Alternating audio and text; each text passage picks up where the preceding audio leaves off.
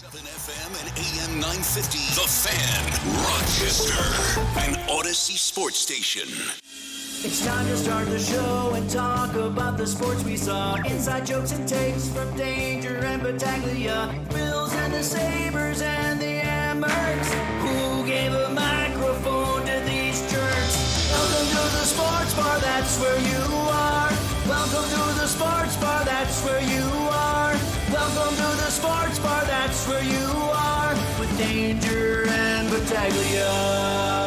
Very good afternoon to you. Welcome into the Sports Bar, Rochester's only local sports talk show. We're glad you're with us and listening along at 95.7 FM, AM 950, the free-to-download Odyssey app, or maybe you're watching the Sports Bar today on YouTube or Twitch, our channel, The Fan Rochester. Like and subscribe. While you're there, we appreciate you putting a little wind in the sails as we get off to another fantastic weekend, and we'll talk about everything that went down over the course of the last 72 hours or so, including Friday night. Does that count as 72 hours? I think it does, right? I think so. You're right. Yeah. So I'm Mike Danger. That's Gene Battaglia. Man, it was just a whirlwind of excitement from Friday night on, and we discuss all of it today and get ready for tonight here in the Sports Bar. Yeah, Friday night was a blast, and great to see so many people, actually, Sports Bar regulars that went to game number 2 at the Blue Cross Arena. So fun game. Hope for more. Hopefully that wasn't it. We will talk in the next hour to our buddy Joe Yurden, who I invited Joe on today, Bleacher Report, because not only has he been covering that, he's been covering the Leaf series. That's a disaster. But I think Joe can give us just call it straight down the line. What is Laval? What is this series for the Amherst? I want somebody like Joe on the show today. He's going to give us a good few minutes here at 4:30. And we have a PGA Championship to recap as well with Scotty Scheffler holding up the Wanamaker Trophy yesterday. Brian Koziel, the host of Tee to Green, will be joining us later this hour. We knew, when we were talking to our guy PJ Glatzer last Wednesday, when Scotty Scheffler showed up at the practice round wearing international orange. Oh, yeah. As a shirt. So, yeah. He was pissed off after his round on Thursday night in his press conference. I mean, he was complaining about rules and conditions, and I'm like, wow, Scotty. And then to see his reaction winning it, it wasn't like this reaction of like joy. It was almost like I'm pissed off. I won, and he's just like, I saw him like the guy. You can put that guy in a football field. He's ready to mow somebody over. He was so fired up, which is great. And for a second there, I was holding my breath, saying, "Wow, Saturday afternoon." Looking at the leaderboard, I'm like, this could set up wonderfully for Sunday. You had Scheffler, you had DeChambeau, you had John Rahm, you had all these guys ready. I'm like, this leaderboard is stacked. It's going to be awesome. Yeah, Scheffler is just a machine. He's just a machine. He's unflappable, and he gets the PGA Championship. We'll recap all of it with Brian Koziel when he stops by the Sports Bar here in about 20 minutes. Yeah, and when Brian Koziel's on, we'll also, on his show, Tee to Green, he had the CEO of the PGA of America, not to be confused with the PGA Tour, but the PGA of America. Hey, what's going on with 2033 and Oak Hill and Rochester? And we'll play that for you when we get there, because, gosh, it's as close, I think, Danger, to leading you to believe, hey, Oak Hill's gonna be right there at the end. Yeah, I imagine the reason for whatever delay there is in announcing it is just the dotting of I's and crossing of T's, and that it's a foregone conclusion. I'd be surprised at this point if Oak Hill didn't get 2033. Well, in that cut we'll play for you, Derek Sprague's his name. It mentions how clubhouse renovations at Oak Hill are going to be completed in June and how he can't wait to see them. Yeah. So, okay. Yeah, make sure that whatever it is, Oak Hill, it's not like last time around where, my gosh, you're cutting down trees. You're redesigning the course, basically. Mm-hmm. And you still kept a lot of the charm, no doubt about it. But I don't think that it's going to be all that much renovation needed this time around. At least I hope not. We'll talk to Brian Koziel about Oak Hill's chances and about what we saw. He's coming up at the bottom of this hour. You can join us anytime this afternoon on the Good Smoke Barbecue and Pub Wingman line.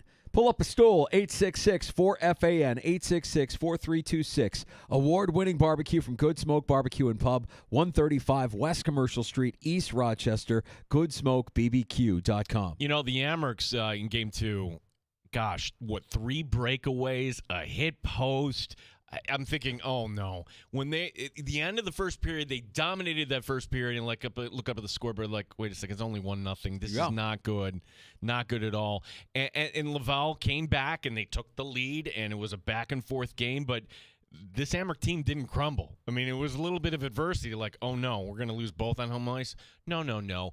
And the good part of it, Danger, was, gosh, Rusek to Kalik for the game winner on the power play after Laval took, you could say, a borderline dumb penalty for the goalie interference. Maybe it was interference, maybe it wasn't, but don't put yourself in that situation. So the Amherst go back up now to Quebec, needing 2 or 3, and I wouldn't put it past this team to figure out a way how to do this. Yeah, I just think that, man, there was really, to me, the game wasn't as close as the score indicated, because you're right, there were several opportunities early in that game for the Amherst to score, breakaway opportunities. I mean, they were the better team on ice all game Friday night. Seeing Kulik score on the one-timer, the power play was just a thing of beauty. And you're getting contributions from Roseanne. You're getting contributions from a lot of guys. Just really well played by the Rochester Americans Friday night. Can't wait to talk to Coach Leone tomorrow just to get his thoughts as we look ahead to Game 3 coming up Wednesday, as you mentioned, Gino. And Devin Levi with some spectacular saves, as always. It maybe selling it a little bit there for the goaltender interference, but that's what you're being told to do, right? Like, if you're being coached, yes, sell that as best you can. And try to get that penalty called when you need that power play, which is what the Amherst got. Yeah, well, on the other end, the foul of the goaltender right in front of us, Danger. Okay, you took a puck to the face, but that didn't mean while the pressure is on. Wait a second, I'm going to remove my mask. Yeah. I might be concussed here. Yeah. Come on. Yeah, getting to stop and play. A couple observations from the game. I don't know if you noticed this or not, but I was with my daughter, my little one, Lexi. And we were laughing the entire game because in front of us, we had both Rochester accents. We had, yeah, go Amherst. And we also had, yeah, Coz, go Amherst, go. We should have talked about this off air, because one of the guys you know how I do my trivia nights. Yeah, he got bounced out of there. So I'm like, yeah, that guy, I know the guy's name, but he was, you should ask Terrible Time Timmy, because he was at that. I have no issue with them. That guy was, by the end, he's loaded. Yeah. And I'm thinking, oh my gosh, like, is this guy going, not that I had anything to do, but I was present. No, he didn't put 2 and 2 together, or anything like that, we were just laughing because every now and then I'll break out the Rochester accents. And when my daughter heard them both, she's like, Dad. I'm like, yeah, and I'm like, we got them, but we're very close. We're flying very close to the sun right now. You're going to hear a lot of that tonight. And as the beers were flowing, you only heard it more and more. It was fantastic. Just a great atmosphere. Just short of a sellout on Friday night, but still, when the barn is rocking like that, and you've got a great game back and forth, what an unbelievable atmosphere. Yeah, especially when you have crappy officiating too. No. I mean, like that. There were some things, and I guess you could say, well, they're letting them play. It's playoff hockey. Okay, I suppose. You know, a good example of officiating in the postseason in the Stanley Cup playoffs was Saturday night in the Dallas and Winnipeg game. I mean, there were no penalties called in that game. They were letting them play. It was Game 7. Let the players work it all out. They did until, and this is the gut-wrenching part, right? You hear about Scheifele, Mark Scheifele, losing his dad less than 24 hours before puck drop on Saturday night. He tells his team and his coaches early Saturday morning, I'm playing. And I'm thinking to myself, we could have like a Brett Favre moment here where he scores. He scores their lone goal, but he also commits the tripping penalty at the end of regulation, which probably would have prevented a breakaway, and it was debatable whether or not that should have been a penalty shot. Scheifele goes to the box, and Dallas capitalizes early in overtime while on the power play, which makes you kind of feel horrible for Scheifele, given that he had lost his dad and he took this penalty. I don't think it was a stupid penalty, but you needed somebody in Winnipeg to step up outside of Scheifele, and he gets the lone goal, and he also has the penalty that leads to the power play goal in overtime for Dallas to advance to the Western Conference Final now against Edmonton in the Stanley Cup playoffs. If you are somebody, we're dangerous talking about this, and be like, Dallas, Edmonton, Wait, what's the other one? Looks at notes. Carolina, Florida. Oh, please. I feel the same way. I think hockey, these Final Four teams, and you could be somebody like Dan DeLorean who was here. Oh, yeah, I can't wait to see. Like, Rantanen, maybe you get that storyline of him going against Carolina. I'd love to see him against Florida. Okay, yeah, that, if you're a hockey person, but I think everybody else is just going to be, really? Same thing for the NBA. The only thing that can save us this June, the New York Knicks. That's it. That's it. I love that the Knicks haven't won anything, but they are celebrating. Fans are celebrating and partying as if they've won. What is it going to be like if they win it all? I know that the odds are long, but what will it be like if that team keeps winning and actually makes it to the finals and wins the NBA final in 2025? I don't know that there's enough. I don't know that you could call the Avengers to save New York City. That New York City will just burn. Well, part of it is just the design of New York. The fact that Madison Square Garden, you can't drive to it. In fact, if you're going to an event, it's difficult just to get out of there, Dane. There's only like 4 ways you can get out of the garden there. So you're outletting how many thousands of people. Then you have all these watch parties going on all around down there for everybody that can't go to the game. The Knicks are the team of New York City. The team of Los Angeles, it's the Lakers. The team of Boston, it's the Red Sox, Toronto, the Leafs. It's not the Yankees. I'm sorry. It's the Knicks. Everyone gets behind the Knicks in New York, and this is something that, well, you're feeding to the storyline here. 1973? 73. Heartbreak with Michael Jordan. Then finally the year Jordan's out, you still can't get it done against the Rockets. And then one fun year with Rochester native Jeff Van Gundy, but yeah, you didn't get anywhere in 99. That was a sweep by San Antonio. It's been a long time. This is a fan base that is starved, Danger. And gosh, all that being said, Indiana's going to be really tough. Oh, of course. Yeah. Nothing is easy at this time of year for any of these teams that are remaining, any of the final 4 teams in the NBA or in the NHL.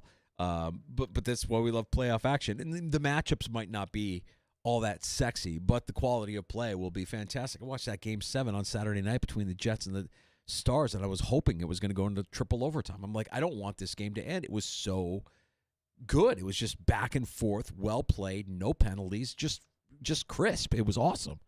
And I think you get that, a higher quality of play now that you've got the best of the best of the best in the NBA out west. It's going to be fun to see Anthony Edwards and the Timberwolves up against OKC. I mean, look, they dispatched of a champion, right? That was not worth your time yesterday. That was, right. That like, oh, okay. Jokic looked like, okay, I need to go home. Don't need to pull this out. Making light, he carried that team practically to Game 7. Look, if it's the Knicks OKC, people will be excited about that. Minnesota, Indiana, not so much.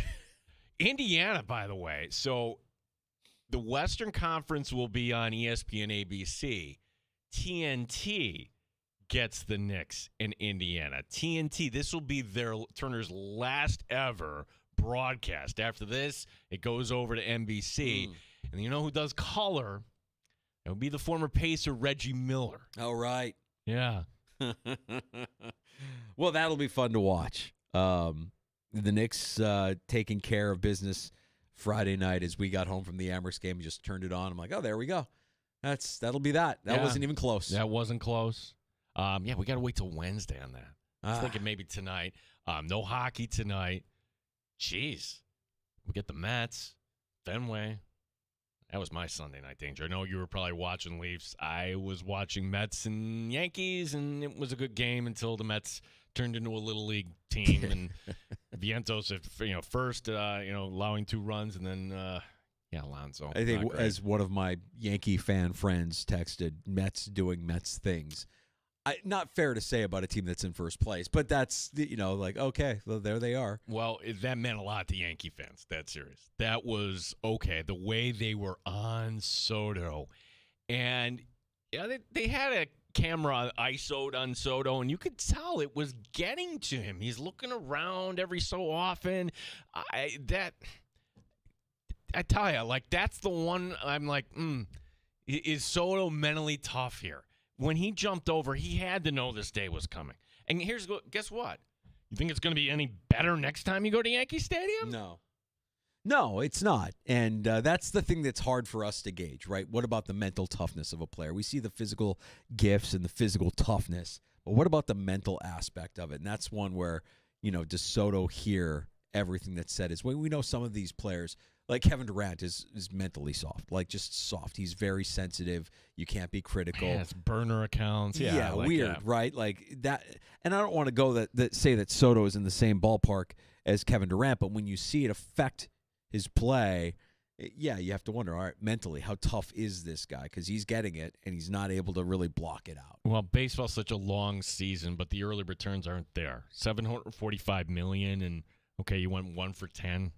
Okay, you had a few walks. Top 20 player that's declining. We want more out of that when you're making that kind of an investment. So, but, big series for the Yankees. It meant a lot to them. I think the Yankees winning, the Knicks winning. Like I said, if the Knicks find a way into the NBA final, or if this keeps happening in New York, I don't know that there's enough police or National Guard to calm these guys down. They are out of their minds. And it's fun to watch. The guy that climbed the electronic billboard in Times Square. Yeah. Oh, he saw that. I'm like, what? No, I don't even know if it was Times Square. I don't know where it was. Well, it was the one outside the Garden. They yeah, have maybe. One That's what it was.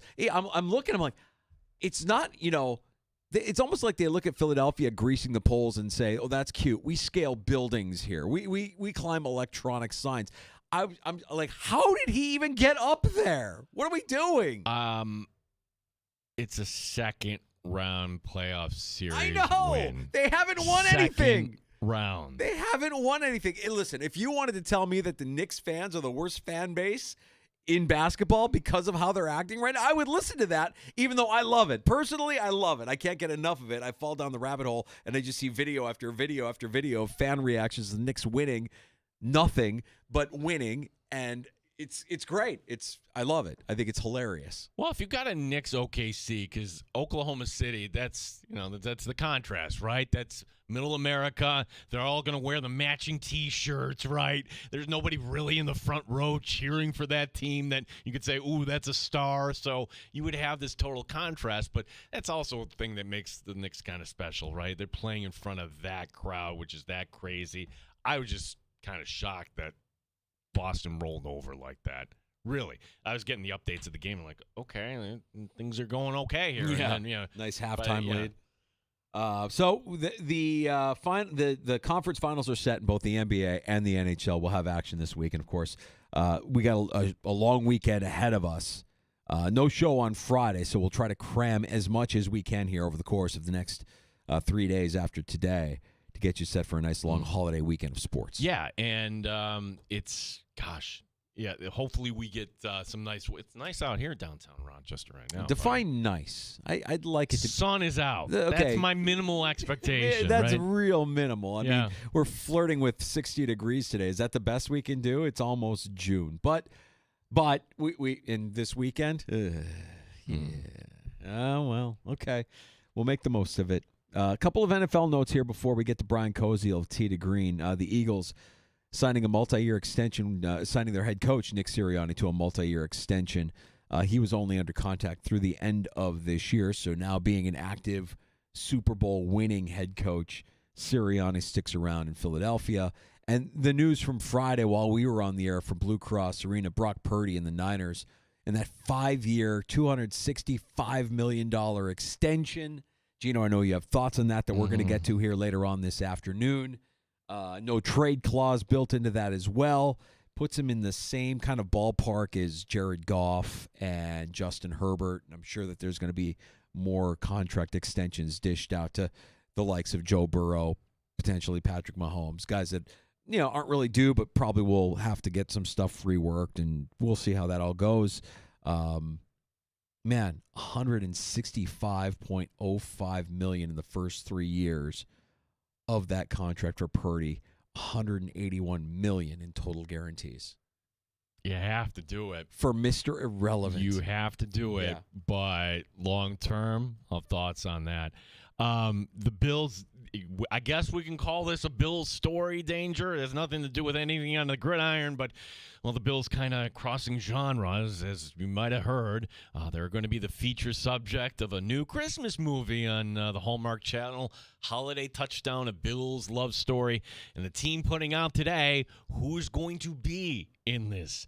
And from the team, you will see appearances by Damar Hamlin, Dawson Knox, Ray Davis, Deion Dawkins, the long snapper Reed Ferguson, Dwayne Carter, and the newcomer Josh Palmer. You have alums like Jim Kelly, Thurman Thomas. Can we say our own Steve Tasker? Yes, we can.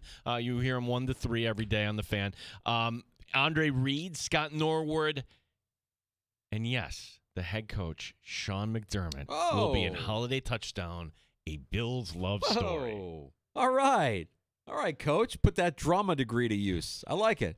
How come we don't have, like, more grainy VCR type of footage of Sean McDermott acting at William & Mary? Full head of hair, acting at William & Mary on stage, theatrical. Yeah, that's great. Well, that'll be a lot of fun. I still don't get the people that are signing up to be extras or that, like, want to be extras. Like, I got to be in the movie. I'm going to get in the movie. Well, I'm full disclosure, crossed my mind, like, okay, this might be fun. We're in the content business. What's this like? I've never, you've got to commit to 3 days and you don't get paid. And those 3 days, I'd have to take off from the show after Memorial Day. No, I can't do it. I'm sorry. What, drive to Buffalo every day? You don't want to take those vacation days just to be an extra in a movie. Yeah, okay. I mean, like, no, if you were doing it like on a weekend, maybe, but like, it all comes down. What do you say? Like time, money, whatever. Does it make me? Yeah, I always. Like, everything goes through the filter for me. Does it make me money or does it make me happy? And if it doesn't do either, I'm out. It doesn't do either. That's one that does neither for me. It won't make me money because they're not paying the extras, and it won't necessarily make me happy because I don't really care about being in a movie. Well, a friend of the show, Alex Gold, we've had him on. He's on Binkley's station. Yeah. Well, they did this in Kansas City last year, and he was an extra, and he chronicled the whole thing. He's on for 1 second. It's like, and you will have to really, like, oh, really? Is that worth 72 hours of your time just to appear 1 second? In a Hallmark movie. Yeah. I'm good. I'll be fine.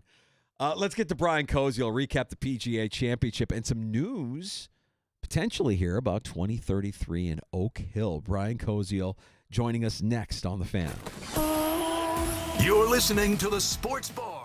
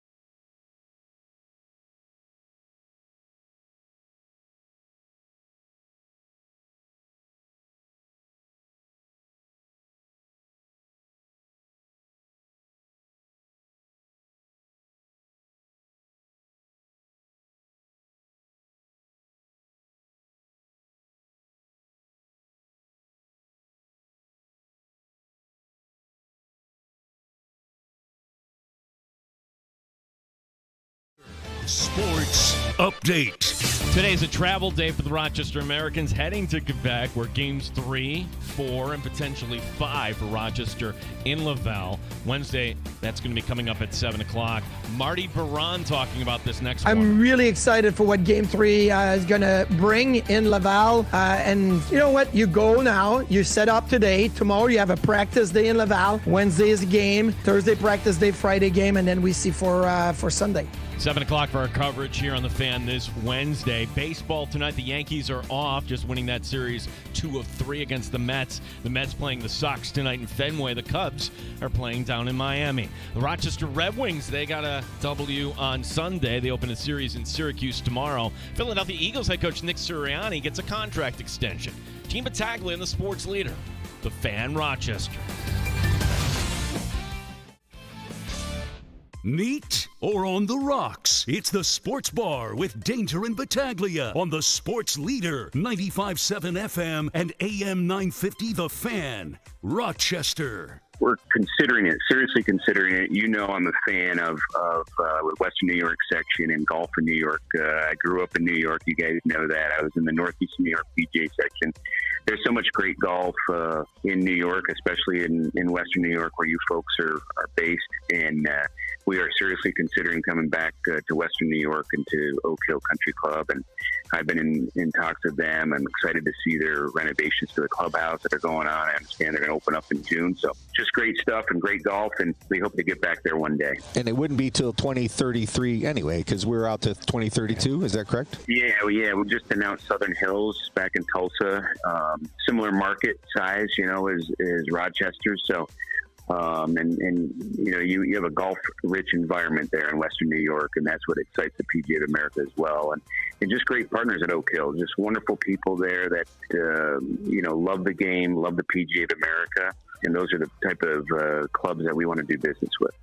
There's Derek Sprague on Tee to Green with our next guest, Brian Koziel, host of Tee to Green. We don't need to talk about the PGA Championship. Let's just play that on a loop for the next 20 minutes, That Brian. sounds like a yes to me, Brian. Music to our ears. Brian, welcome back in. Thanks for joining us.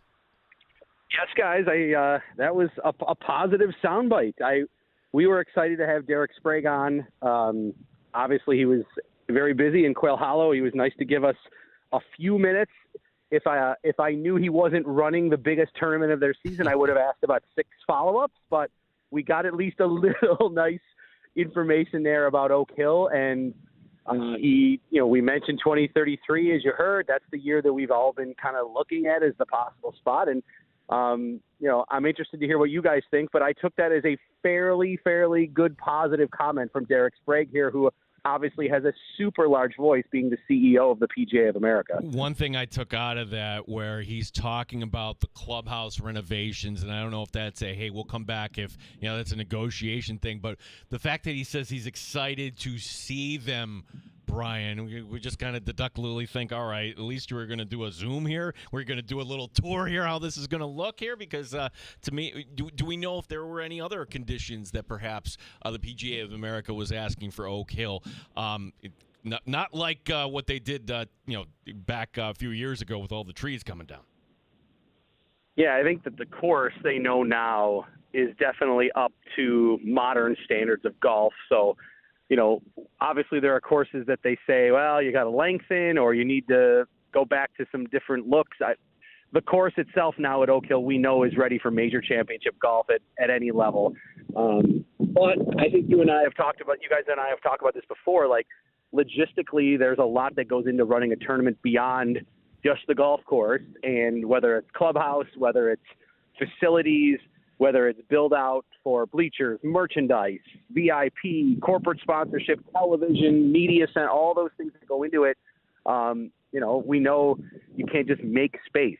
So the good thing is that there's a West course, which, we all know is a great golf course too, but that at least allows land to build out some of these things and space for what they need. The clubhouse, though, we know it's big time money and big time bucks. You got to have space for those things. You got to have corporate sponsorships and all your celebrities and all your supporters and families and friends and VIP people there that are there of the players. And if you can take care of them and run everything that you need to in the clubhouse area, I agree with what you said there. The fact that he says, I can't wait to see what's going on, makes me think, okay, he's going to have a planned meeting here at some point to go see what these renovations look like. And hopefully he likes what he sees to the point where maybe now he can go back to the board of the PGA of America and say, yeah, Oak Hill's ready. Let's finalize this 2033 agreement here and get the PGA back in Rochester. So, Brian, with what he's saying on your show, what we're talking about here in terms of the PGA returning to Rochester, returning to Oak Hill, what is a timeline for an actual announcement? Because he also mentioned that they just announced Tulsa the year prior to 2032. So is it safe to assume that, by next year's PGA Championship, we should have something signed, sealed, and delivered? I think that's probably a fair timeline to give. I mean, if they are, 7 years out of the 2032 event that they had just awarded to Southern Hills, you figure then next year at the 2026 PGA, as we've said, they like to usually announce one or two future sites during the Monday or the Tuesday of the event to kind of, they have their biggest media coverage of the season there to cover their event. So why not make an announcement? It's a good time to do it. You've got a gamut of media there to help promote your announcement. So that's usually the time that it's done. If we're connecting dots and we're talking about the renovations and we're talking about what Derek Sprague there about seeing the renovations, the fact that he also he's from North Country in New York. So he's got to have a little soft spot too for wanting to get it back to New York State. So I connecting all these dots from hearing what he said, I would then go into next year's PGA with a grand hope that there is an announcement that maybe that we're going to see 2033 PGA back at Oak Hill. Fantastic get there in terms of a guest and pulling that out, and I was excited to hear that on Saturday. Brian, thank you so much for sharing that with us and being on top of that story. Brian Koziel, your host of Tee to Green, WGR, also does the post-game and intermission for the Buffalo Sabres. And Brian, as far as what we saw on Sunday, and mind you, I'm not saying he's Tiger Woods, but in my opinion, that looked kind of like a Tiger-like kind of major win, meaning, hey, here I am on the leaderboard, and then the competitors just kind of fall away one by one. Your thoughts on what you saw Sunday and overall in the tournament there from Scottie Scheffler? It did feel very Tiger-like for him walking up 18 with a 6-stroke lead, and, it got tight at the halfway point. But guess what? He rose to the occasion, and the other players faltered for a variety of reasons. That is how Tiger won some of his majors, for sure, where it would be close, and then he ultimately would separate. And the other players, a lot of them just fell back. Jon Rahm probably, it felt like, posed the most dangerous threat. When they had it tied, they were both at 9 under. And Rahm didn't take advantage of some of the scoreable holes on 14 and 15. And then he went to the Green Mile holes that people have mentioned, that you mentioned if you watch that, the 16, 17, 18. That is very difficult, knowing, well, now I'm down, and now you got to press the envelope a little. Playing aggressive on those holes really isn't the best recipe for success, and that's when he went over par to finish. Rahm did, and that's what really widened the gap at the end to make it look kind of one-sided. But, I mean, even mid-back 9, there was still a lot of drama. It was still pretty close, but Scheffler is as cool of a customer under pressure as I think we've seen since Tiger. It's really, really impressive that he can kind of, Tiger used to just step on the pedal, and you knew it just the way he walked, the way he swung the club, the way he strutted around, the way he would be confident over the ball. But Scheffler quietly kind of just gets it done, and I never really sat there during the back 9 ever and thought Scheffler's going to allow players to come back here. I really thought that it was going to have to be somebody that would have to catch him. He doesn't make a lot of mistakes. So for Scheffler now, major number 3, to have multiple Masters and another major before the age of 30, that puts him in the class of Woods and Nicklaus, which we know are obviously, the kings of golf. So, so far, an incredible career for Scheffler. He's almost been so good, Scheffler, over the last handful of years. It's weird to think that he's never won another major outside of Augusta Nationals.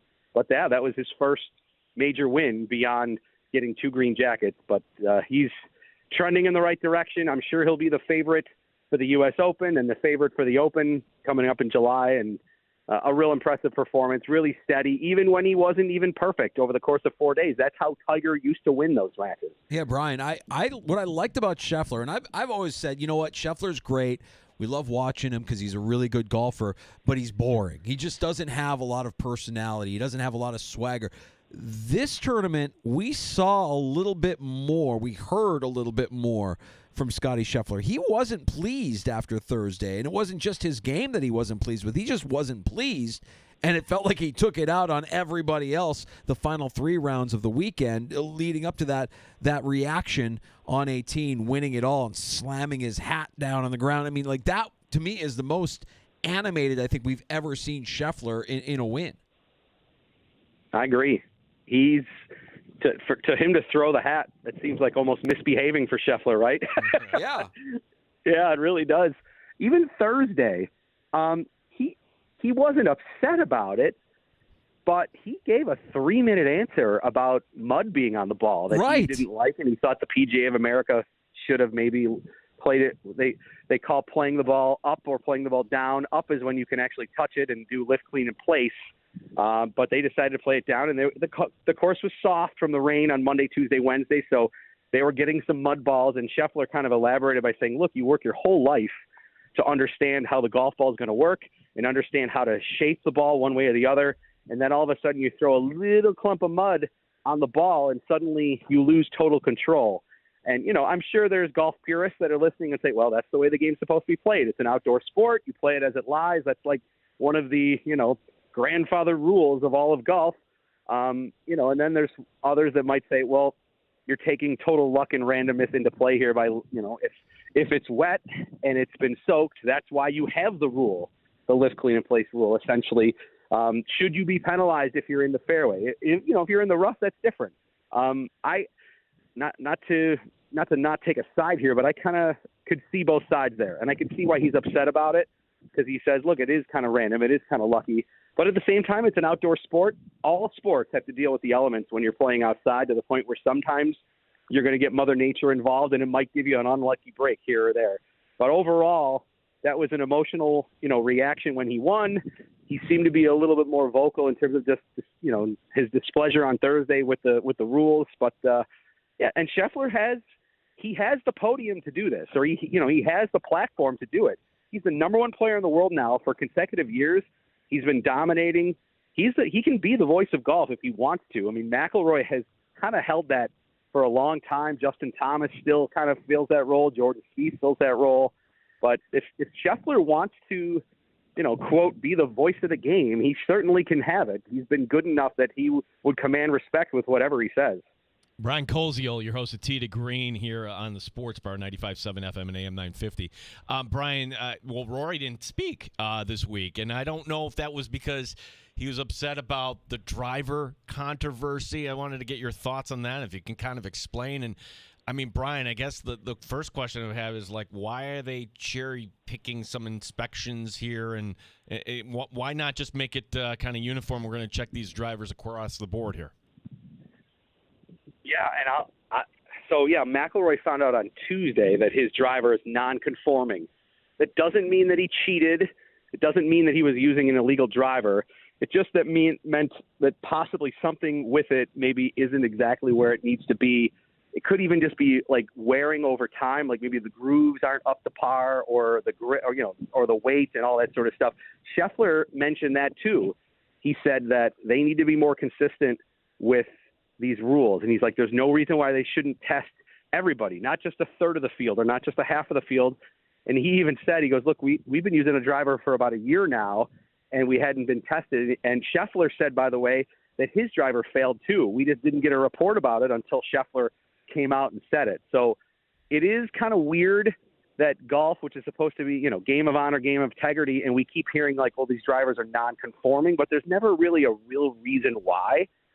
It literally could be that they've just used it for so long that the face of the club now doesn't have up to standards in terms of what the grooves are supposed to be and things like that, or the weight itself. So it doesn't mean McIlroy cheated, but his play was, subpar. He got off to kind of a bad start the first day that put him into a hole that he made the cut on the number. But to not talk for 4 straight days, to me, if I'm advising Rory McIlroy as his PR manager, I'm telling him, look, you got to talk one day here. Then they're going to want to ask you about the driver and just tell him what happened, just like Scheffler did.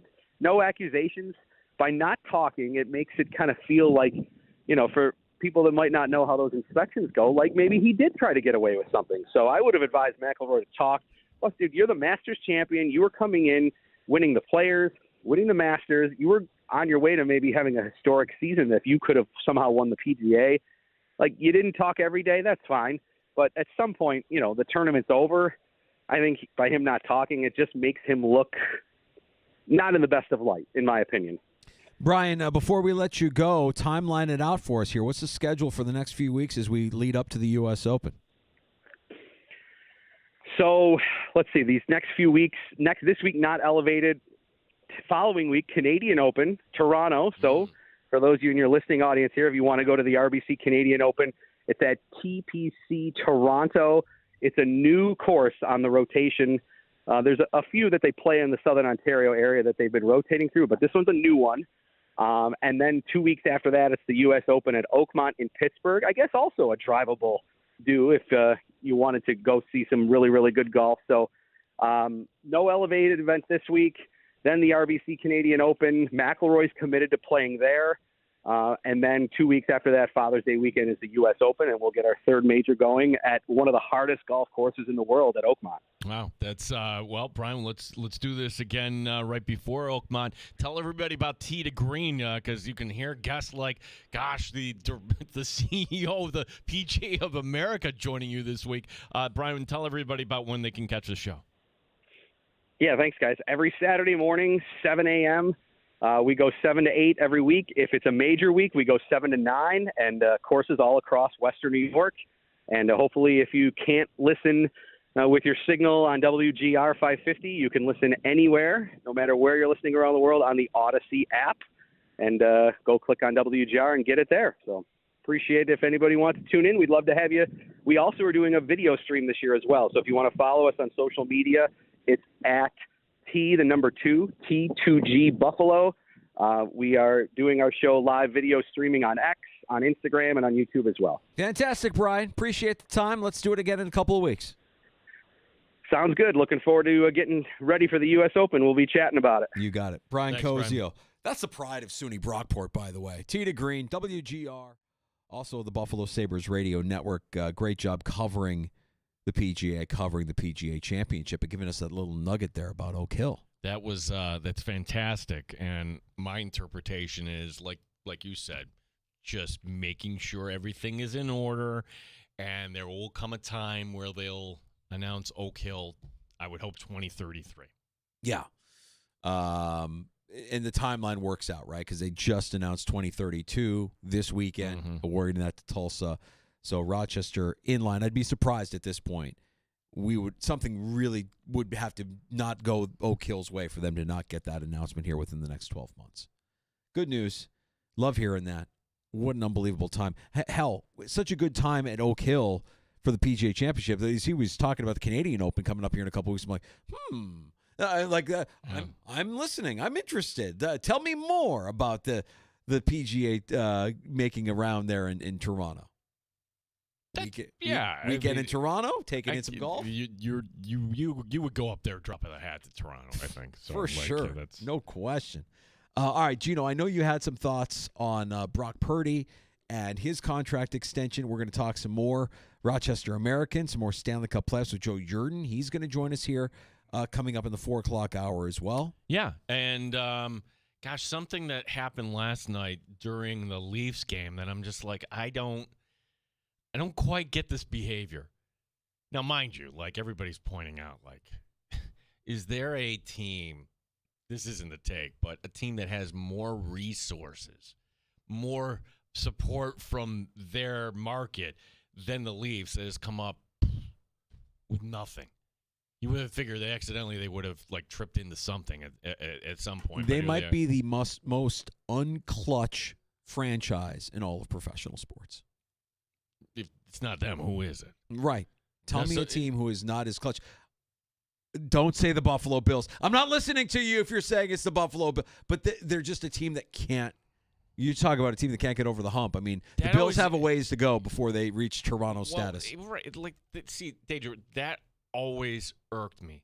Like when the Philadelphia Eagles got the 4 straight NFC championships before we're the Buffalo Bills. No, you're not. You haven't been to a Super Bowl Yeah. yet. Like, if anybody wants to say the Bills are unclutch, Toronto hasn't even been to a final.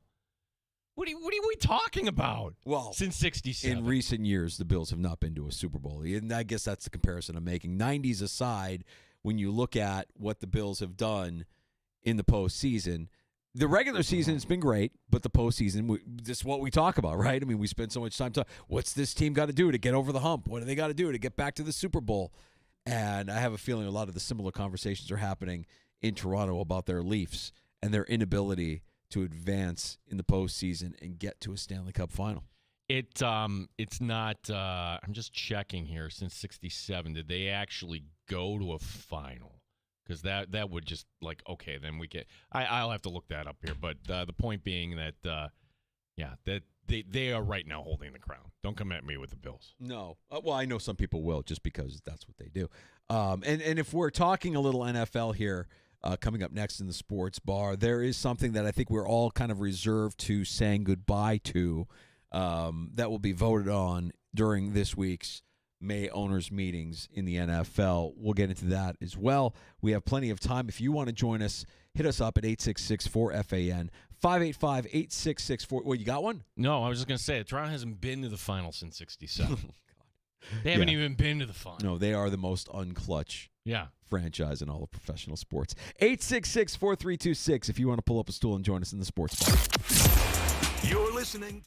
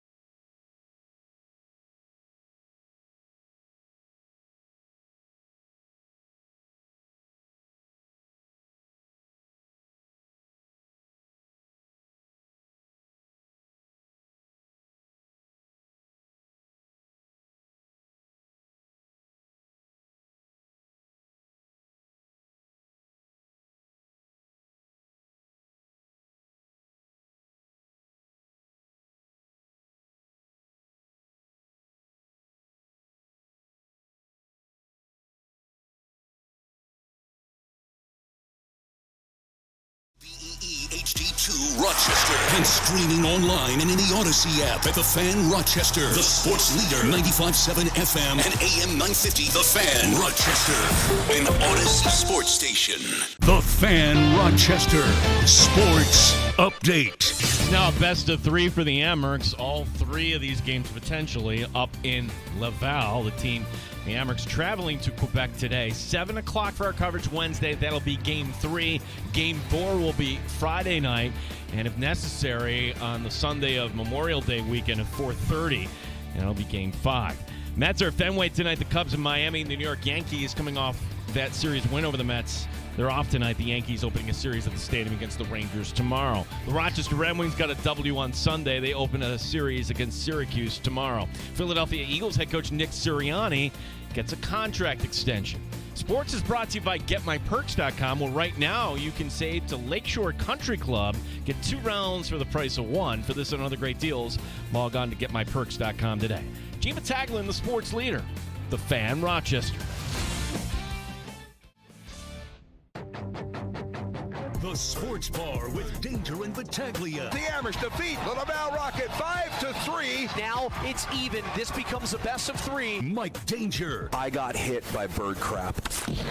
Bird crap through my open sunroof, hit me on my shoulder, and it was a wad. Everybody I've shared this with has said the same thing to me. That's good luck. No chance the Amerks are losing. Amerks at 4. Gene Battaglia. I want some June hockey here at the Blue Cross Arena. Can the Amerks actually take 2 or 3 up in Laval? Sure. Wow, what a night. What a night. A grand slam for Cody Bellinger. Game 7 to the Thunder over the Nuggets, 125-93. Oklahoma City against Minnesota in the Western Conference Final. And the Florida Panthers are heading to the Eastern Conference Final for a 3rd straight year. Scotty Scheffler, a 3rd major title yesterday at the PGA Championship at Quail Hollow. 95.7 FM and AM 950 The Fan, Rochester. We'll talk some Rochester Americans and Stanley Cup playoff hockey with Joe Yerdon, noted hockey Bleacher Report. He's going to stop by the sports bar in about 25 minutes.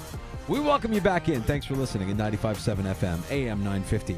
Thanks for watching on our YouTube and Twitch channels at The Fan Rochester. Like and subscribe while you're there. I have an update. I was able to salvage the shirt that the bird hit me on. I was contemplating, do I burn this shirt or do I try and salvage this shirt? Hit it with a little stain defender, and boom, next thing you know, it's out. So the shirt is good. And as I predicted on Friday night, that good luck deed of taking one for the team, getting hit by bird crap on Thursday night, leads to an Amerks win on Friday. And you're like, this is the sign that the Amerks are going all the way. But I want to just say, who's the person that actually came up with the, hey, it's a bird taking a dump on your shoulder? Oh, that's good luck. No, it's not. Well, yeah, They're just trying to make you feel better. What kind of witchcraft is that? Like, who was the first person to get crapped on and said, you know what, everything's looking up from here? Everything's got to look up from here. I think maybe that's what it is. Like, okay, you just got crapped on. It's not like it can get any worse. Nothing but good luck is coming your way now. Well, look, it worked. You just have to, at the Seneca Park Zoo, they don't have it anymore, but they had this room, Danger. It's probably before you got here where they would have the flamingo, just birds flying all around. Uh-huh. Like, I would, if they still had that room, I would say go into that room. Until the team was done. I'm not wishing anybody get bird crap on them. I really didn't enjoy the experience. We but I'm need happy the to Amerks to win. I'm happy to take one for the team if that's what we believe happened, what led to the victory on Friday night. We'll get a recap from Joe Yerdon, who's also at the arena on Friday night. We'll talk more about that series.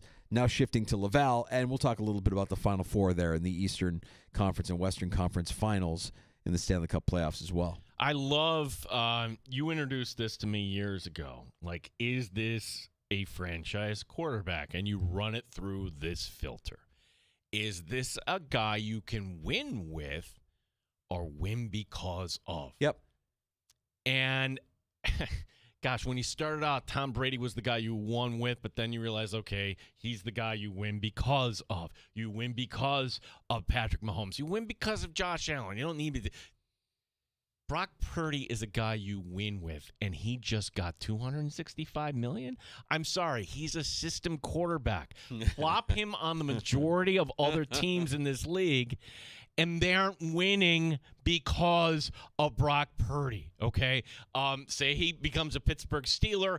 Are they going to beat the Bengals in a shootout? Hard for me to imagine. Well, congrats to Kyle Shanahan. He's the secret winner in this because coming off a losing season, playing an improved division, look, you might think his job would be in jeopardy, but he's got security now because if you let go Shanahan, well, then you're going to have somebody that runs this style of offense because you want to maximize Brock Purdy, do you not? I love you, and I'm glad that you took something that I said years ago and we're holding on to it. Now this is where, I disagree with you. No, I don't like the term system quarterback as a pejorative.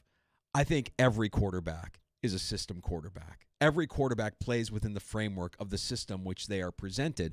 And I don't think that should be viewed as, he's only a system quarterback. Like Brock Purdy, I don't know what Brock Purdy would be like if he had Brian Daboll as his coach or his offensive coordinator. I don't think any of us know what that would look like. Maybe he would be better or maybe he would be worse.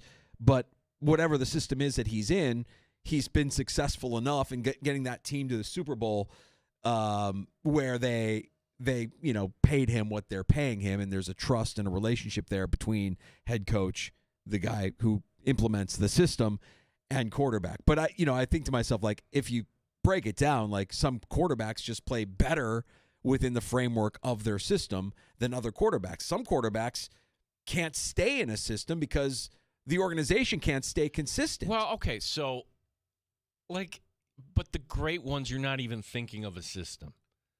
Like, do we call Lamar Jackson a system quarterback? No, you just you build Josh Allen is a system quarterback. He's been in Brian Daboll's system where he had success, but it was a different kind of success than certainly Joe Brady's system.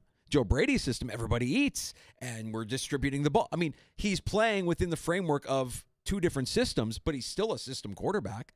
Lamar Jackson's a system quarterback. He absolutely is. You look at how he played when he was with Greg. You're taking a part of my argument. Can you win? Answer this question. Can you win with or because of Brock Purdy? I know that there are instances, and I haven't watched every 49ers game to say that you can win because of Brock Purdy. In fact, I think we only, as fans, when we're not a fan of the team, we only want to isolate the bad plays, the bad throws, the interceptions, and we've certainly seen some of those from Brock Purdy. You certainly can win with him. They got to a Super Bowl. They got to an NFC Championship game. They know they can win with him. And now you have to surround him with the weapons that you can win because of Brock Purdy. And I think with what you have in Pearsall, extending Kittle, hopefully Kittle stays healthy. Hopefully McCaffrey stays healthy. You've got a good offensive line. I want to believe that you can. I'm not going to say you can win because of Brock Purdy just yet, but I'm sure there are Niner fans listening who can point to a game or two during his short time in this league and say, oh, no, they won that game because Brock Purdy's head was on fire. Can we find some middle ground, like Kyle Shanahan safe?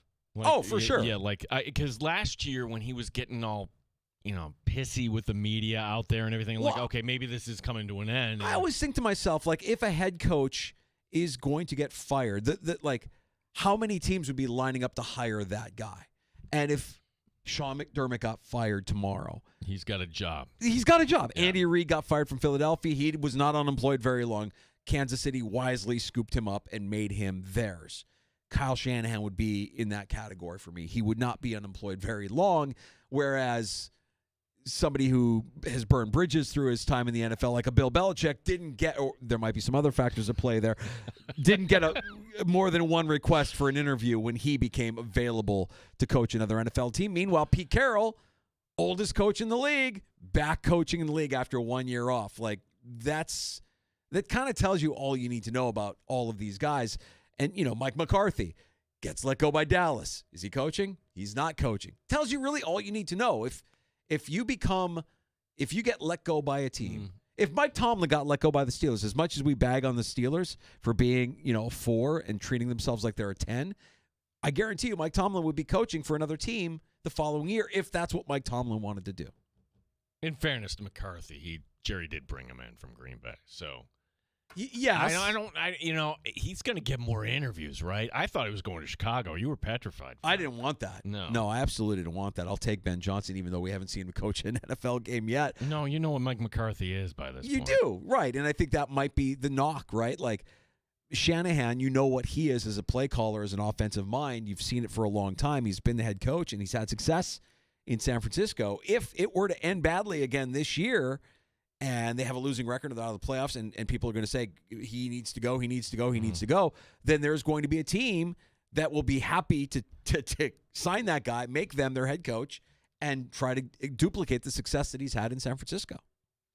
One thing I saw from last night, I'm like, really? This was taking it a different direction where people were just done with the Maple Leafs. They were throwing their sweaters, throwing their jerseys on the ice, Mike Danger, right while the action's going on, which is not exactly safe. Like, that's like the anti-throwing the hat on. But then, this after the game, there's the pictures of people pouring gasoline on whoever's jersey it was and lighting it up.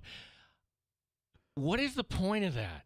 I know you're sad your team lost. I think there's only one instance that I would say, hey, get rid of that jersey. That's bad karma. That being Aaron Hernandez. And if you remember that story, the Patriots actually offered a free trade and like, hey, no, we don't want you wearing that either. Come on in. If you said, hey, anybody that wears an OJ jersey, look, OJ jerseys weren't a thing in the 70s. If you're wearing an OJ jersey, you went out of your way after all that stuff happened. But my question is like, why are you so angry to burn a jersey? Can't you just donate it to the local shelter and somebody who actually might need it? So the inebriated fan who's lighting their jersey on fire, you think he's going to have a rational thought in the moment that his team just lost another chance to advance in the Stanley Cup playoffs? I think that they're not rational. They're not rational in that state of mind. Not. And what you're suggesting, donate it to a homeless shelter, donate it to Goodwill. Yeah, that makes a lot of sense. But they're not thinking that way. They're too wrapped up in the emotion of the moment. The idea that they had the defending champs down 2-0 in this series, and you still couldn't get it done. The idea, Danger, that, okay, we're going to pick ourselves back up. They won Game 6. Yes. They won Game 6 with Austin Matthews. Like, now you're going back home like, wow, this team finally figured it out. No, they didn't. They don't have a killer. They need killers on that team. And it's sad when a guy, Craig Berube, their coach, is a killer. That guy is an assassin. He's going to demand to get the most out of his. And even he couldn't get these guys to play to that level. I can't wait to get Yurden on with us here just to get his take on what it is about this roster. It is a talented roster. You have some exceptional goal scorers there with Marner, with Matthews. Well, I mean, you forgot about the liar, the traitor, the snake, the fake. Tavares, right? Yeah, and of course, why do I always blank on? I always remember his brother Nylander. I always forget about Alex Nylander when he was here. And William Nylander is a terrific goal scorer, right? You've got all these guys, but none of them are killers. They just don't have that go for the jugular instinct that you see that you need. If you're a team like Dallas, you have it. If you're a team like the Oilers, you have it. Certainly Florida has it. I'm fairly certain Carolina has a killer or two on their roster. They don't have that killer instinct in Toronto. Well, they don't have the grit, okay, that Florida has, the forecheck, all that sort of stuff. You just need to have a balance, Danger. Like, I would certainly like, okay, Marner, goodbye. Like, somebody's going to pay him. Let me plant my flag, okay, on Marner and the Sabres. No. Really? No. Why? Because he would automatically become the highest paid player on the Sabres, and free agency in hockey of all the sports is fool's gold. This is not a team, Danger. He's not the final piece. That would be the hope that would fail. We're 14 years into a playoff drought. I'm willing to try anything. Here's the thing that you and I have done these Amherst playoff games where we bring in the media and we talk to people around the organization. Yeah. Seems like a more positive vibe even though they missed. Was I off on that? If I'm just inferring everything that we're going to keep this together, we're going to make a run at a different assistant coach. Maybe that's Pekka. Maybe that's somebody else.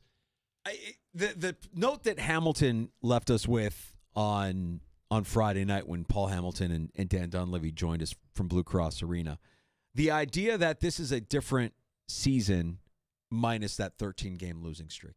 Like, all you need to do is avoid a 13-game losing streak, and you're in playoff contention, right? Mm-hmm. And so if that's the thing that they're saying to themselves, like, if we didn't have that 13, all we needed to do is not have a 13-game losing streak. I guess.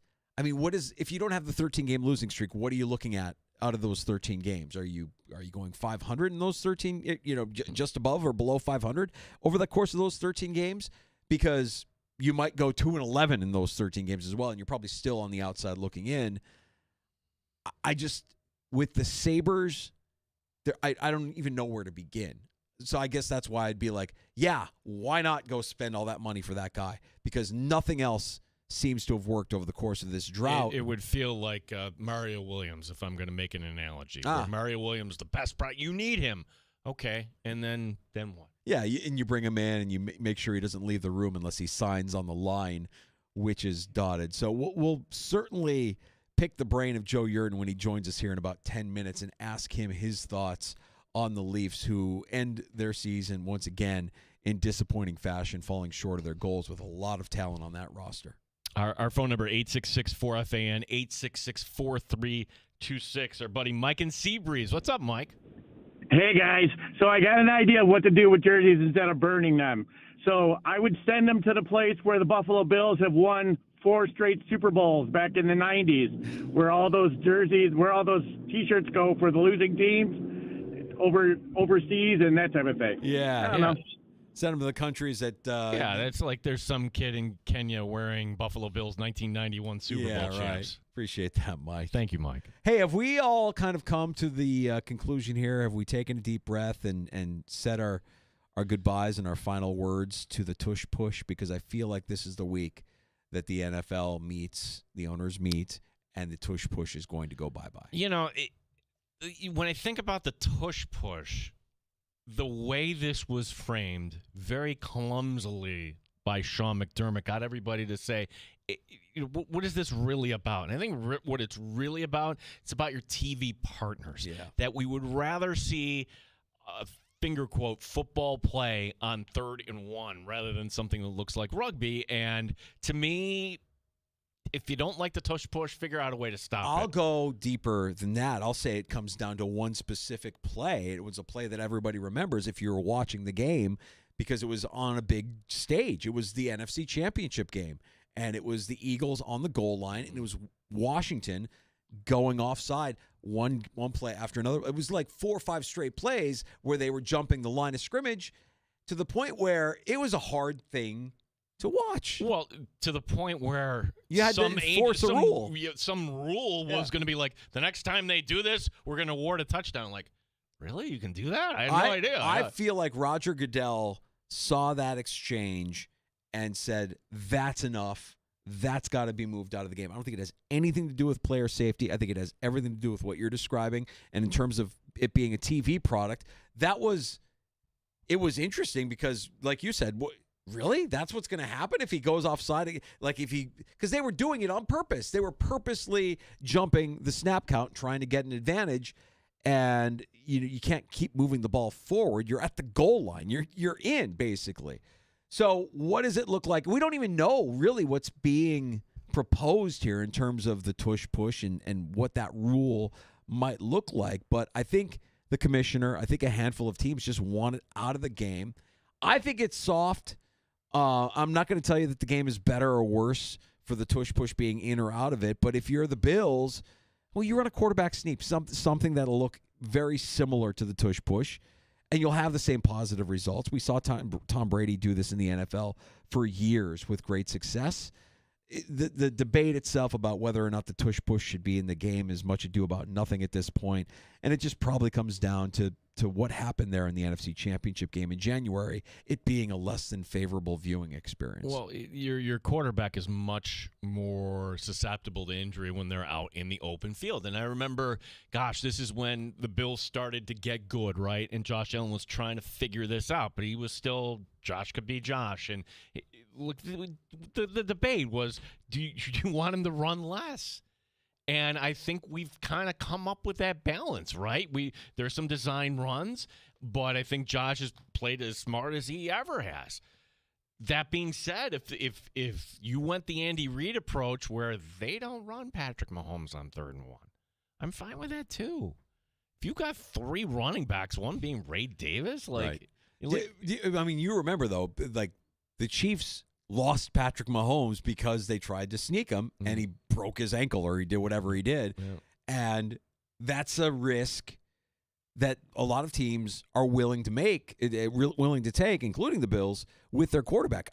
The Chiefs still win games, and they do it without the tush-push, without quarterback sneaking. It's completely out of their playbook, and they still find a way to convert. But isn't that kind of symbolic of what Philadelphia, under Nick Sirianni, who we don't give enough credit to, he got a contract extension today, isn't that kind of what they become? Hey, we're going to be physical. You're going to have to figure this out. We're going to do it. We don't care that you know we're going to do it, and we're going to score. Right.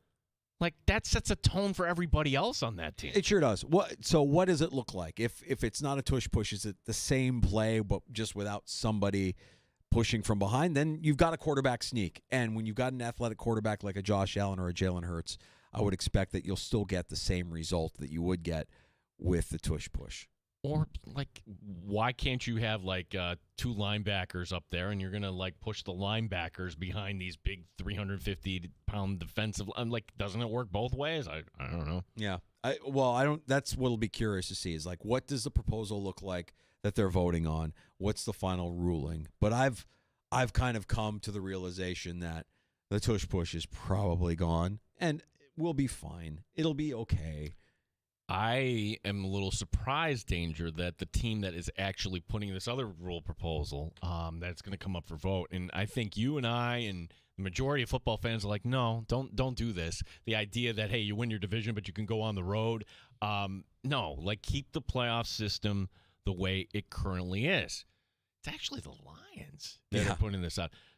Are they concerned about winning games but not winning the division this year? I think they're probably concerned that a team like the Packers could win the division this year because I think the Lions could be down. I think the Vikings are going to be way down. I'm putting out the bait for you, buddy. As if you're watching right now on YouTube, turn to the camera a little bit. Mike Danger is wearing a Bears hat. I am.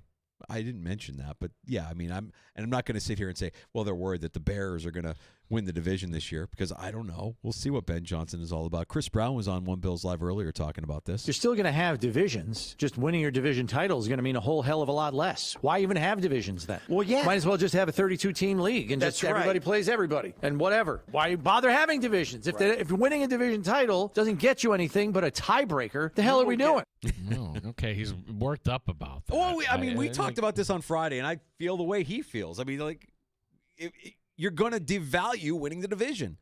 Why? What's the point? What's the point of winning your division if you don't have that home playoff game to host? I hope that those are the conversations that are happening during the owners' meetings this week, and I would imagine that the only reason why this is being proposed is there's some way of them making more money somehow. I'm trying to think of one way. Like somebody pointed out to us, how would this cost money doing it the traditional way? Week 17 and 18, would this give teams more of an incentive to play like, oh, you won your division, but now you want to have a home game? Like before where, okay, we won our division. We can't, in other words, but then again, TV ratings in holiday week, they don't matter as much anyways. Yeah. And you have certain coaches who have the philosophy they don't care. Like, seat us wherever you want to seat us. We got to play who we got to play. Yeah, or like it works in reverse. Like Sean McVay last year. Okay, you know what, Seattle, you go ahead, win this game. We'll take the path, and they beat the Vikings. Yeah, that's right. Let's get to Joe Yurton. We'll get back to hockey. Talk about the Amerks Laval series now shifting north of the border on Wednesday night. We'll also talk about those Leafs collapsing once again. The Stanley Cup playoffs continue with the Eastern Conference and Western Conference finals set. Joe Yurton, Bleacher Report, Noted Hockey, joining us next. You're listening to the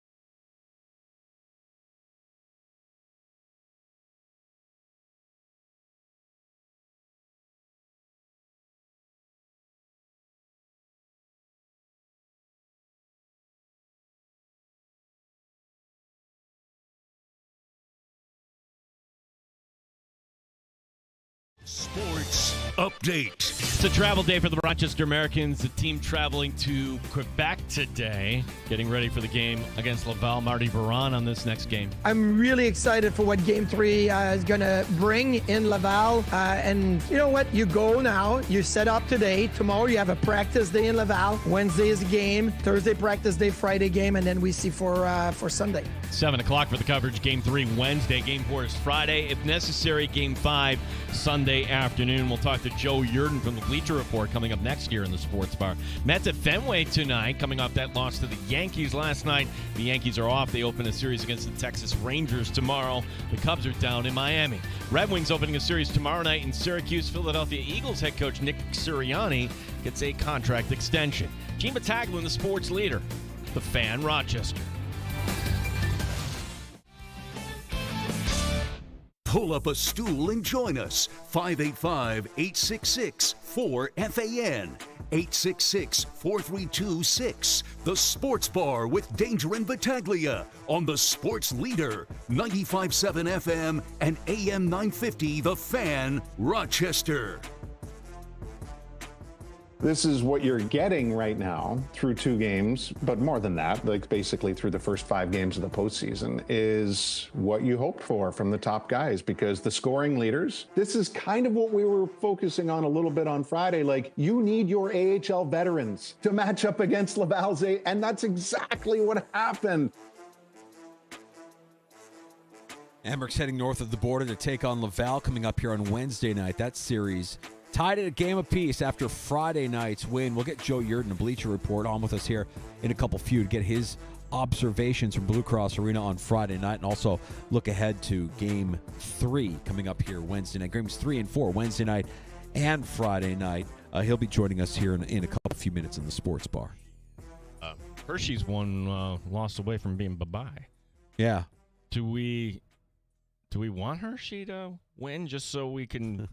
But, you know, would it feel tough, man. I mean, like, it goes without saying, you get to this point of the season, every opponent isn't an easy one, and Charlotte has always been a kind of a thorn in everybody's side in the North Division. When you get the chance to play that team, they always kind of seem to show up. Hershey, of course, the team that everybody in the AHL is trying to get over here, the 2-time defending champs, and it looks like they might be they're at least 1 game away from elimination here. I don't know that one opponent matches up better versus the Amherst than the other, but we just know that this time of year, every opponent is going to be a challenge, and really let's see what you're made of. Joe Yurden covering the NHL for Bleacher Report, noted hockey. He was in attendance Friday at Blue Cross Arena. Joe, appreciate you stopping by and giving us some extra time here. The day, well, the calendar day, the weekday after an Amherst win on a Friday night. I'm just curious to get your observations of everything that you took in Friday night at Blue Cross Arena. You know, I really like the way the Amherst played that game. That to me was the kind of performance that I think the Amherst a couple of years ago might have wilted in, and I think we may have even seen those kinds of games, where a team comes out and tries everything and to hit them in the mouth and to get them off their game and play nasty and just wear them down. And they didn't do that on Friday night. I think that kind of win and that kind of game for the Amherst was a really grown up game, which is kind of wild because they're so young, but it's it was Laval's trying to really roughhouse and drag them down into the mud. And, it's not to say that Rochester just skated away from it all night. They definitely didn't, but they picked the right moments to punch back and to say, like, all right, that's enough. We're not putting up with this right now. Like, just, get out of our face.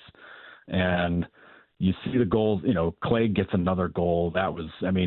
He's unbelievable. I cannot believe he's got 9 points in 5 games and like 5 goals. That's incredible stuff for him. I love to see that. Kulik with the go-ahead goal, Rusak's goal to tie it late in the second period. Rosane, I thought, played an outstanding game. He was all over the ice. Noah Ostlund too. I know he didn't end up getting any goals. I think he had an assist maybe, but geez, he looked like a grown-up player in that game, and that that to me speaks a lot of volume. And Constantine Hellenius too. All these young guys just having great games, and even the vet guys, Fiddler Schultz, awesome game by him. Just super all around effort from everybody, and that's what they're going to need if they're going to take this series against Laval, because it's going to be a lot harder up north, obviously. But that win on Friday for Rochester was a really good win. I know Mike Leone was really proud of the guys for how they played it. Well, here's the thing that, and if you're comparing this to maybe previous Amherst teams, Joe, where first period, hey, not a surprise, they came out house of fire. You look up at the scoreboard, 1-0. I'm thinking, this isn't good because it feels like it should be 4 or 5-0. And sure enough, Laval, capitalizes on a few breaks. They're up 2-1. To me, that's where a previous Amherst team might have said, "Oh, well, this isn't meant to be." That wasn't the case. Joe, this team showed me something mentally in that regard to come back and actually, take that game. Yeah, that game gets to 3-2 in the second period, and Laval scrapped their way back into that one, and it looked a little similar to, I think, game one, maybe, a little bit, certainly, coming back in the game and all that, but the goal that put Laval ahead 3-2 was one that I just didn't like, and I'm pretty sure Levi would tell you he not happy with that one in any way. There's no way he was, but that's in games that are such high pressure moments and playoff games and things like that, you give up a goal like that, it can deflate everybody. It's obviously deflating for the goalie. The fans are just bummed about it, and sometimes teammates can sag, but these guys didn't do that at all. They came right back. It kind of woke them up a little bit, and they battled right back into that one. And the goal they get to tie it was Rusek just kind of flying in and going after a loose puck, and the guys are all dog piled around the net. Roseanne's got a couple of guys tied up and boxed out. Like that's like a veteran winning kind of effort from these guys, and you see that kind of stuff, and it's the sort of thing that goes like, maybe this is going to be different now, because we saw that against Hershey a couple of years ago. We saw like a couple of games that happen like that, where it's just that one goal and then come back, and then you're like, that's it, forget it, that's it. And even Syracuse last year, like that there was, I think that especially the deciding game, there was a moment or two like that where it was just like, oh, well, okay, there it goes. And that's that. And, this time around, I mean, granted, it's one win, but it was a huge one, because you can't go back up north down 2-0 in a best of 5, because winning 3 in a row up there is hard. Now you got to win. Now it's best two out of 3, and that gives you a fighting chance. I think Laval has a real interesting dilemma on their hands in terms of who they start in goal in Game 3 and moving forward. You have Fowler, who gave up the loss on Friday night. He previously was undefeated, and of course he's the guy that they want to develop. And you have Primo, who's just been exceptional throughout the course of the year and won Game 1. Joe, which direction do you think Laval goes here for Game 3? If I'm a Laval fan, I'm probably a little bit upset about changing the goalie thing up, because Primo was your guy all season. For most of the season. Once he got sent down, it was like, oh, okay, and then he took charge. He was the guy, and they signed Fowler, and you got to play him. But you've got a team that could win the Calder Cup. You really want to mess around with your goaltending that much?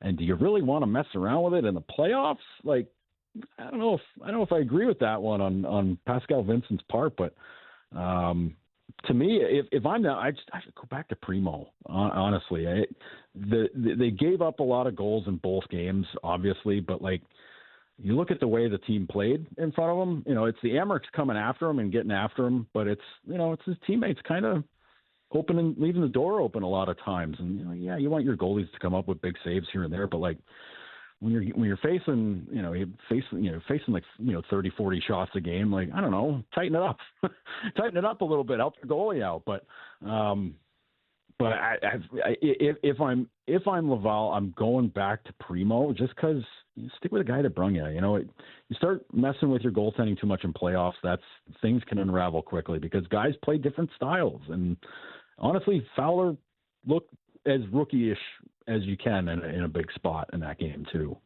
You're talking to Joe Yerdon, Bleacher Report, noted hockey, our guest here, taking in Game 2. And again, Joe, most of us are not following the American Hockey League. We could certainly follow the Amherst, but I'm like, wait a second, Jack Eye is down with what is going on here? Like, I look at this I say Montreal, this Rocket roster. There's Montreal guys. Is this the best roster right now in the American? And again, you don't know what is going on out west, but it's hard for me to imagine a tougher opponent in terms of a stacked roster than what the Amherst are going up against. Well, for me, if I'm opposing Laval, I'm annoyed that there's more than one Jekai brother, and they play the same exact way. Florian's playing for Laval, and he plays exactly like his older brother does. The defenseman Arbor, who plays for the Canadiens.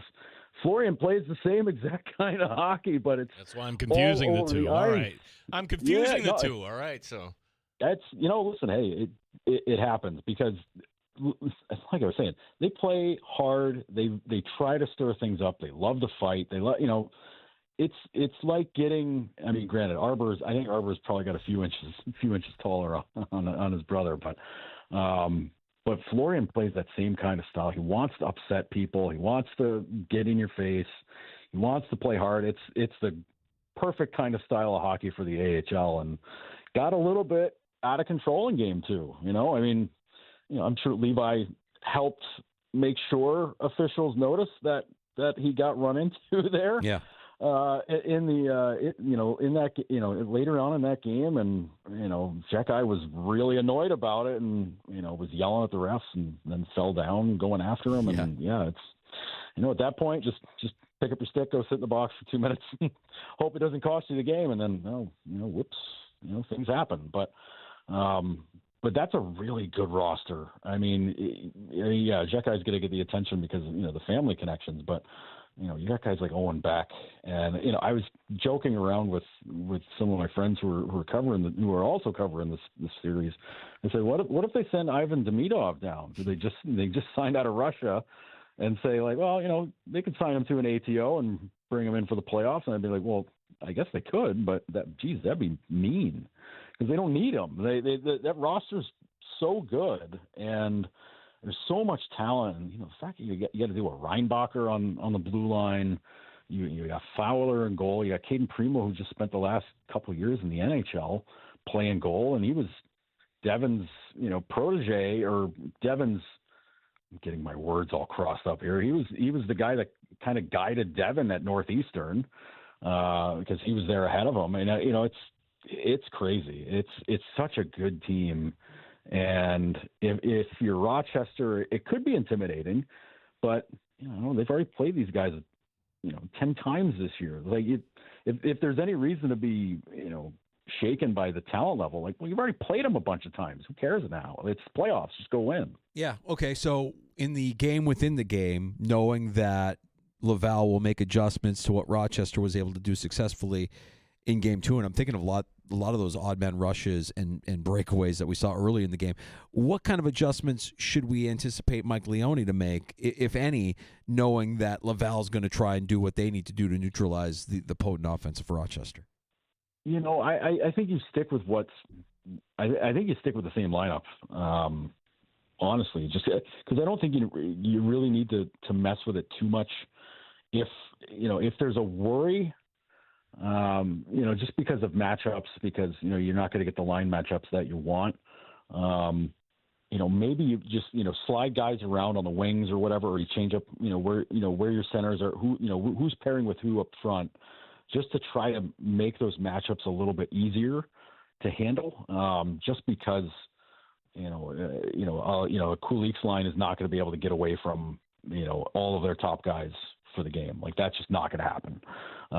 They're going to match up as hard against that line as you can. So maybe, you try to spread it out a little amongst the first couple, 2-3 lines, and try to have them pick their, pick their poison to see who they want to match up against too, because they haven't. Rochester's got enough guys that they can spread the talent around on those top three lines and really find different ways to make it work and to go.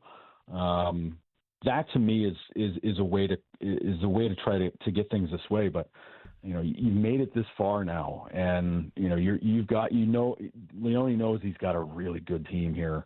And if you believe in this group, and I know he does, I know darn well that he does. If you say like we feel like we can beat these guys home or road, it doesn't matter, and you just stick with it, then hey, put your money where your mouth is. But I know you can't just run. Like if you wanted to run a line of like Roseanne, Ostlund, and Kulik or something, or something along those lines, might be asking for trouble because you put a line of heavies out there against them. Not that they can't get past it, not they can't get through it, but it just makes it a lot harder for them to get going because they're just going to get hammered all over the ice. Yeah, our buddy here, Joe Yurden, joining us, who was kind enough to give us a few minutes on Friday, too. And Joe and you and everybody else that I kind of put the Devin Levi question to, like, hey, is he ready? What else does he have to prove? And then everybody kind of had that, no one's willing to say it just yet. Well, here's the opportunity. Going up to Laval, going up to your hometown, and he could single-handedly, in theory, win this series. Joe, something you said to us on Friday kind of stuck with me that, and I'm paraphrasing you, saying, hey, when Levi is on, he's calm. When he's not on, he gets a little jumpy. And Joe, what did you see from Devin Levi? He only faced 19 shots in that game to win, but what did you see from Levi? Where is his game at right now, would you say? I liked his performance. I thought he did well, apart from Laval's third goal. I think in the second period when Laval really got things going for themselves, I think there was a little bit of that, busy feet, busy movement in the net from him. It didn't cost them, but like you could see, he was just kind of like, all right, guys, let's get that puck, let's settle it down. Like you can kind of read the body language a little bit and see him doing that, but the team did such a good job in front of him of blocking shots and making sure that a lot of pucks just didn't get through or whatever, and he was able to see a lot of them. And there was a couple of scary moments there where the puck's bouncing around the crease and some guys got some chip shots in close, but he was right there in the moment. I thought he was very solid. I think back to his the games he's gotten in the NHL, and he's played up in Montreal, and he saves his best up there when he's played against the Canadians up there. And I can't help but think, being back home and playing against Laval, he's going to have. I think he's going to be the difference maker, for Rochester up there, because I think he's just going to be so locked in and so ready, and he's going to want to win it for his teammates. He's going to want to do it and be a showman while doing it to win it for him. He's got such a tremendous amount of talent, and he's got a lot of swagger, and I think that comes into play really well up there. I think he's going to have a monster set of games there. Joe, while we have you, we got to talk a little bit about what we have left here in the Stanley Cup final. We know that Toronto still not able to get over the hump. Florida doing what they do and coming back from an 0-2 hole to win that series last night. And of course, we saw Dallas advance on Saturday night as well. Your thoughts on the Final Four, but specifically these Leafs, man, unbelievable. It's I'm still kind of processing being up there for Game 7 last night, because that was a tale of two games really for Toronto. And the good part of the game for Toronto was about 10 minutes worth of game time in the first period, where they produced about 5 or 6 grade A opportunities, and Bobrovsky was there for every single one of them, which that's Bob. That's what he does. But the rest of that game, the other 50 minutes worth of it, were just miserable. Just a horrific performance on home ice too. Is the part that makes it even more staggering, is how bad they played, how hard they wilted in the moments, how little resistance they provided. The Panthers grab a lead, and then it was just kind of, oh no, they did it. They got through. They got one. Well, what are we going to do? You know what we're going to do?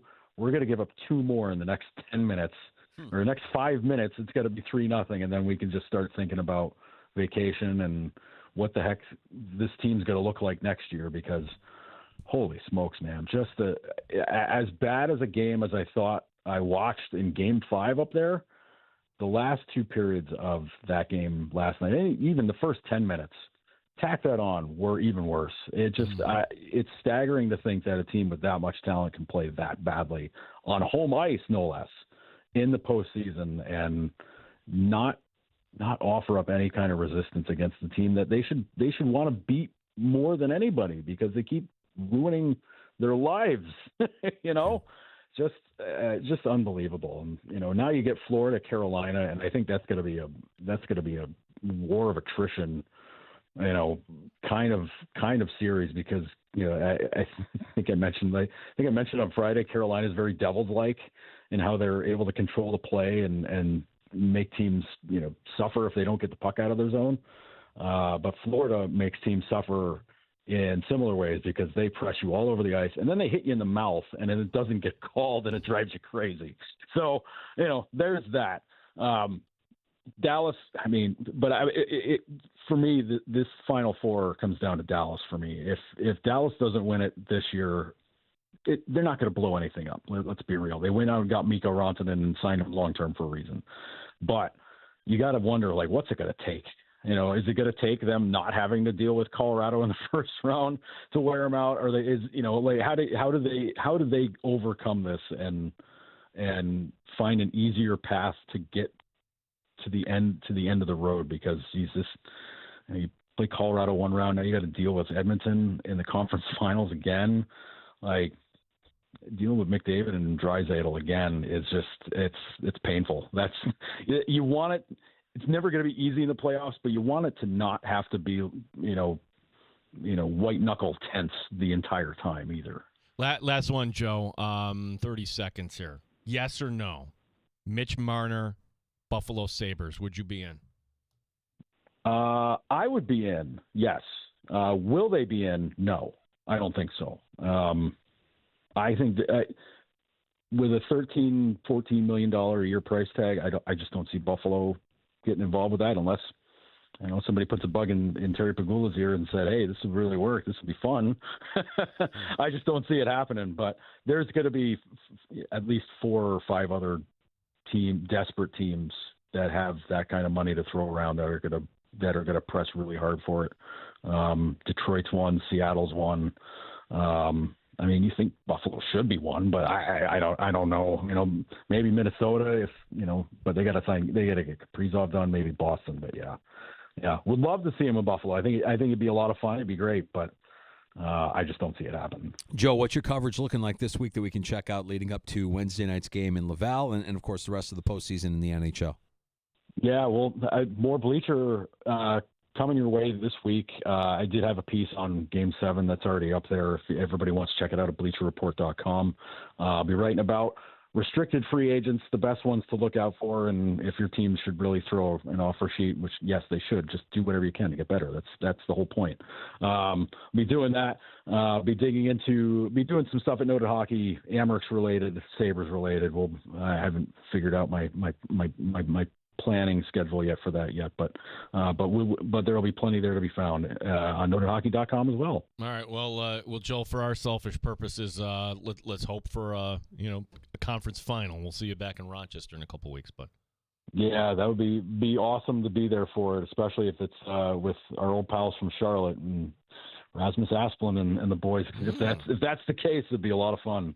Joe, appreciate the time, man. Enjoy the rest of your week.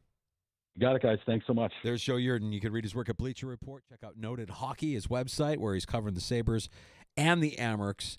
All things hockey with Joe Yerdon. Appreciate him making time for us, not just on Friday, but again today. Yeah, great stuff here. And our number 866-4 FAN, or you can write to us on X. He's at AKA Mike Danger. I'm at Gene Battaglia. Frank writing in, during TV timeouts, Devin Levi likes to kneel down over by the side wall. Yep. Laval players repeatedly skated over to him and taunted him until the refs intervened.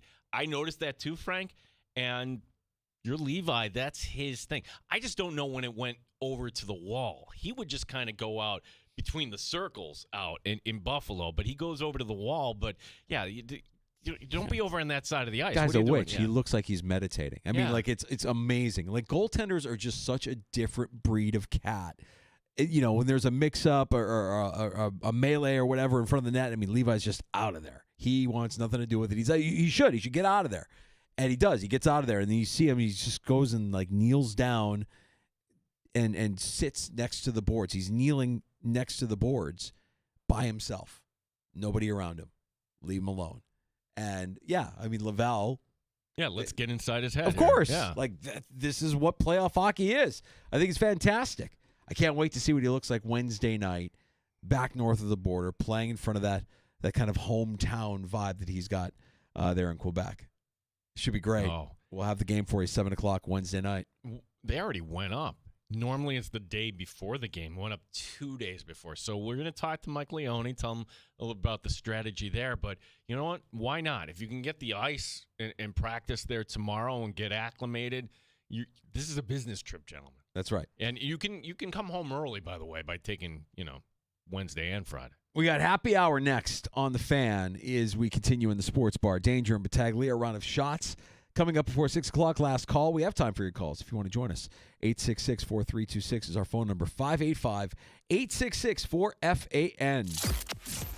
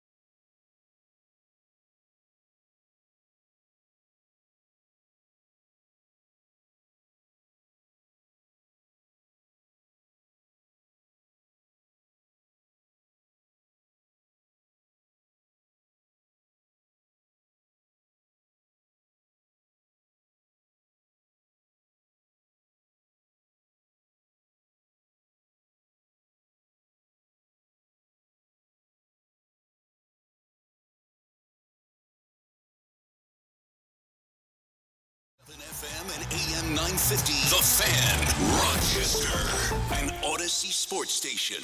The Fan, Rochester, sports update. Game 3 for the Rochester Americans not until Wednesday up in Laval, but the team leaving a little early. Travel day today, heading up to Quebec. 7 o'clock for our coverage Wednesday. Game 4 is Friday, if necessary.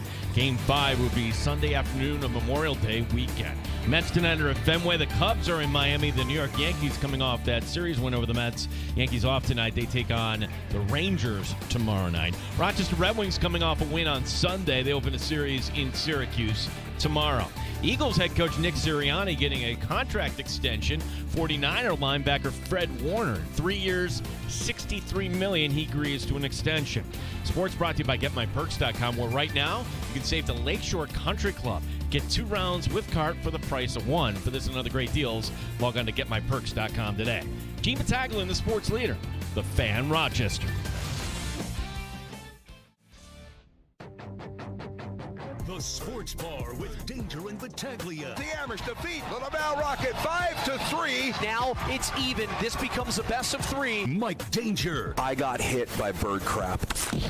Bird crapped through my open sunroof, hit me on my shoulder, and it was a wad. Everybody I've shared this with has said the same thing to me. That's good luck. No chance the Amherst are losing. Amherst at 4. Gene Battaglia. I want some June hockey here at the Blue Cross Arena. Can the Amherst actually take 2 or 3 up in Laval? Sure. Wow, what a night. What a night. A grand slam for Cody Bellinger. Game 7 to the Thunder over the Nuggets, 125-93. Oklahoma City against Minnesota in the Western Conference Final. And the Florida Panthers are heading to the Eastern Conference Final for a 3rd straight year. Scotty Scheffler, a 3rd major title yesterday at the PGA Championship at Quail Hollow. 95.7 FM and AM 950, The Fan, Rochester.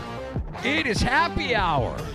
Welcome back into the Sports Bar. Danger and Battaglia excited because we got an extended weekend in front of us. Lots of action to break down from over the weekend. Lots to look forward to here this week as we get ready for Memorial Day weekend. I'm Mike Danger. That's Gene Battaglia. Yeah, we appreciate you stopping by. You like planning out your holiday, your Memorial Day weekend around sports. To me, I'm looking at the Knicks schedule. We got to wait till Wednesday, Danger. Wednesday. Game 2 Friday night. Oh, no. They did this again. Amherst and Knicks simultaneously. Oh gosh. But at least you'd rather have the Amherst win, right, games 3 and 4, but the Amherst need game 5.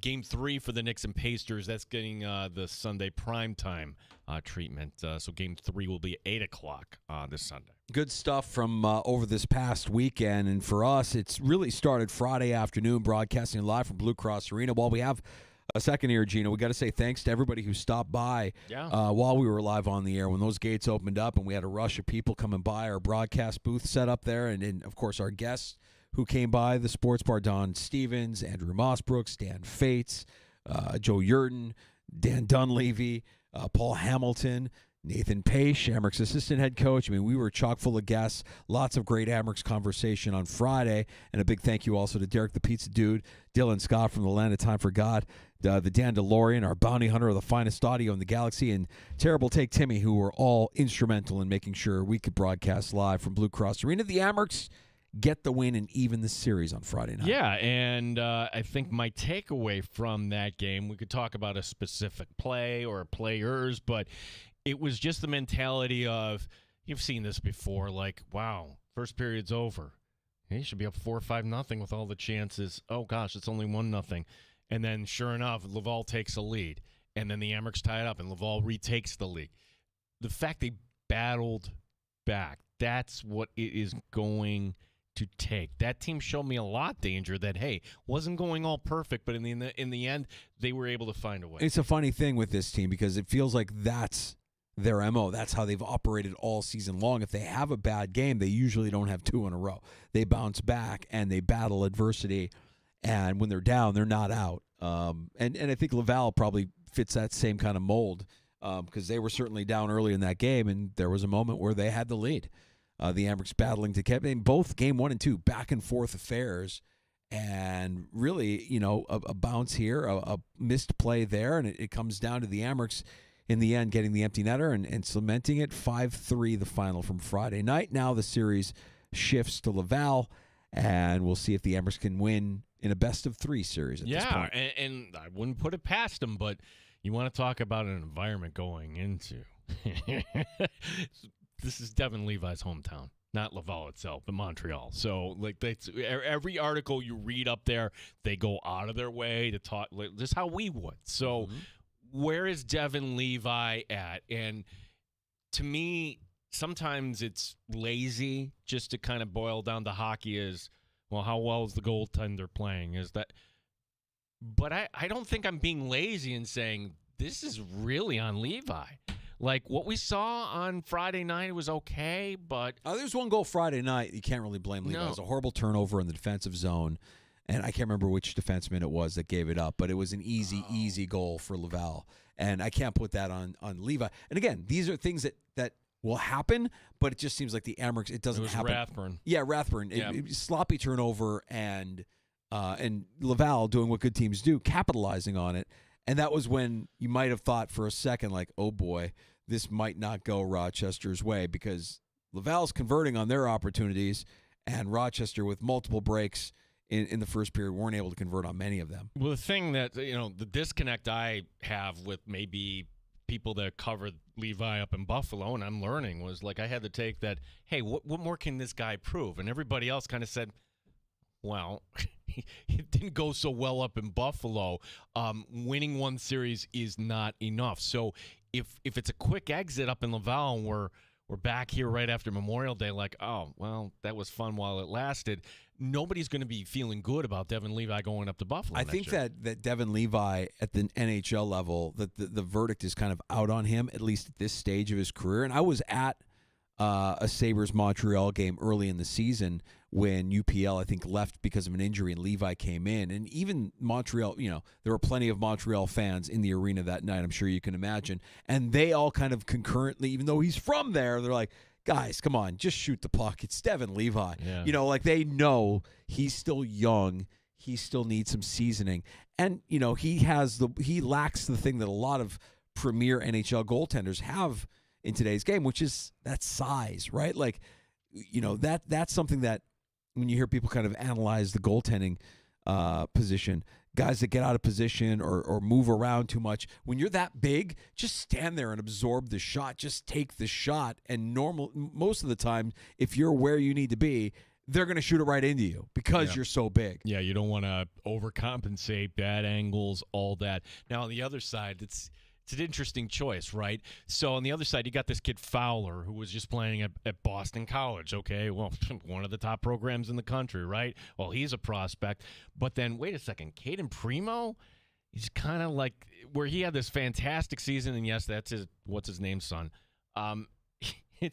I don't know what direction they're going to go here in Game 3. Who do you want to develop? That should be the first question. Who's closer to getting up? And I would guess danger. It's going to be Primo. That would be my guess. Okay, we'll talk to Amerks head coach Mike Leone tomorrow afternoon, 4:25. I'm sure he won't answer it if we ask who would you rather see, because it doesn't matter. We're gonna deal with what we can deal with, and who they start in net we're oblivious to that. It was funny. We asked that to Nathan Page, like, is there a different game? Nope, not a different game plan. No, it's gotten them this far, and it's worked for them all year. So I don't anticipate that they'll make a ton of changes. It's a good group. It's a good group of players. What's better in this town than an Amer playoff game when the arena's that full? I mean, like some might say, hey, when you get like a Garrett Cole game, beautiful night, 13,000, yeah, I'll listen to that. But in the end, it's like, okay, the Ringers won or they lost. Okay, yeah, we still love the team. No, this was everybody on the edge of their seat. This was on, 5,000 to 9,000 people putting their arm up in the air simultaneously saying, where is that call? Yeah. People were getting agitated. No, it's the only thing I'll push back on a Garrett Cole game or whatever is that when that happens, you've got 13,000 people there, but they're not there to cheer on the team. Right. They're there to see a pro player pitch or play in a game. I mean, there's nothing wrong with that, but you're just, most of the time, the prospect or the veteran isn't on your team here in Rochester. We're not going out to see the Wings win that night. That's going right. out for something else. The Amerks are the atmosphere at Blue Cross Arena when you have it as full as it was on Friday night, just short of a sellout, but it was electric, and everybody was engaged, and it was edge of your seat drama. It was just a lot of fun, really enjoyable night, and man, more than anything, I hope that we get to do it again in the conference championship round. Which, if the Amerks can win 2 of 3, that will be that. They will be there against either Charlotte. Looks like Charlotte. Charlotte's right up 2-0. But I'm not gonna discount Hershey. Can't discount Hershey. 2-time defending champ. I want Hershey. Me too. I want him. Yeah. Don't you like to be the one, not Charlotte? Like, okay, yeah, your time is over. This is our time. Yeah, I would like that too. That would be a lot of fun. Like I mentioned, we'll have Leone on with us tomorrow afternoon. We'll set the table for Wednesday night, a game you'll be able to hear on the Fan Rochester, your proud home of Rochester Americans hockey. The Knicks, then Friday night, just embarrassed the Celtics. Done. That series is over, and more questions than answers for Boston moving forward. Yeah, like the NBA as a whole kind of went over the weekend. Like, you were expecting, no, we're not going to have the Celtics rising up, or at least giving you a good Game 6. Yesterday, like, wow, there's Oklahoma City. Now, that's more about Oklahoma City, I think, being great, and Denver, their ride comes to an end. This June is about one team and one team only. It's about the New York Knicks. You could love hockey and say, hey, I want to see McDavid get one. I listen to that, but you got to understand you're in the minority. Like, the only thing for networks, the only thing maybe for our audience that people are going to be into is, give me the Knicks in the final. Give me the Knicks going for their first championship since 1973. The Knicks, a team that I thought, Danger, all along, Thibodeau's going to grind this team out. And maybe in the end, that's what ends up happening against Indiana. Or maybe that's what makes him great, is the fact that he does grind them out, and they can go longer than anybody else, and they have that stamina, and they're calloused more so than any other team. I love it. I think it's so much fun. I mean, growing up a Bulls fan, I was raised to hate the Knicks. I mean, we remember those series. Those series were fantastic. They were unbelievable series. And, for a while there, I actually felt bad. Like, the Knicks just can't get over. I mean, Patrick Ewing is a legend. Starks is an assassin. They always had good players. They just couldn't get over on Chicago. And now to see some 25 plus years later, them in the conference final against a familiar foe in Indiana. Right? We all remember the Reggie Miller series, and he, man. Was it 26 points in the fourth quarter and Spike Lee? Yeah. And then Reggie's going to be on the call for this. Reggie's on the call, yeah. I think it's going to be great. And man, I hope for the sake of New York City, I love New York City. I hope for the sake of New York City, they have enough ready to go, that they've got the Avengers on speed dial, somebody there that can help save New York City should the Knicks continue to advance. There's just not a lot of room there, Danger, around the Garden. Oh, you're right. All the world we live in, with cell phone footage and whatnot, like, you think, how many times have you gone to a Bills game and you've seen somebody jump through a table? Or no, you haven't? Oh, that's because you right. Like, there's 80,000 people and one person that's indicative. Like, yeah, there were a lot of people in the streets, and one person climbed up on a sign. That's fantastic. But they're just kind of excited. Yeah. Wait till they win it all, though. Right. Well, I was going to say, they're acting this way and they haven't won anything yet. They're this hyped and they haven't even achieved what they all want to see happen, which is win it all. The hype is real. I think it's a lot of fun. We have to wait until Wednesday for that. Yeah. Yeah. Okay. All right. We'll trudge through the week. We got nothing tonight. Nothing tonight. No hockey, no NBA, no Yankees. Okay. You're watching your Mets. What Mets and Fenway is interesting. Okay. That's probably your highlight thing tonight. I want to congratulate the Yankees also on their series win, because that meant so much to Yankee fans, that, because Soto, the big bad villain. I've never seen Yankee fans so into any one particular series that didn't involve the Boston Red Sox. So it just kind of warms my heart that We've got a rivalry here. It feels like the Subway Series is a true rivalry. Back. Yeah, it's a true rivalry. And on the other hand, too, like I'm watching this with my son Kyle, and like Brazoban gets out of a jam. He takes his hand off and he puts up both arms in the air. Like, dude, it's a tie game. It's in the 8th inning. What are you doing? Yeah. Stop. Like, okay, well, it felt like all weekend it felt like a playoff series in New York, and it's the month of May. Yeah. So fantastic. Yeah, we'll take that. In the Stanley Cup playoffs, Saturday night, emotional scene with Dallas advancing, Game 6, past Winnipeg. Mark Scheifele of the Jets found out on Friday night that his father had passed away. Wakes up Saturday morning. Suddenly. Yeah. Suddenly. And he wakes up Saturday morning. He tells his coaches, he tells his team he's going to play.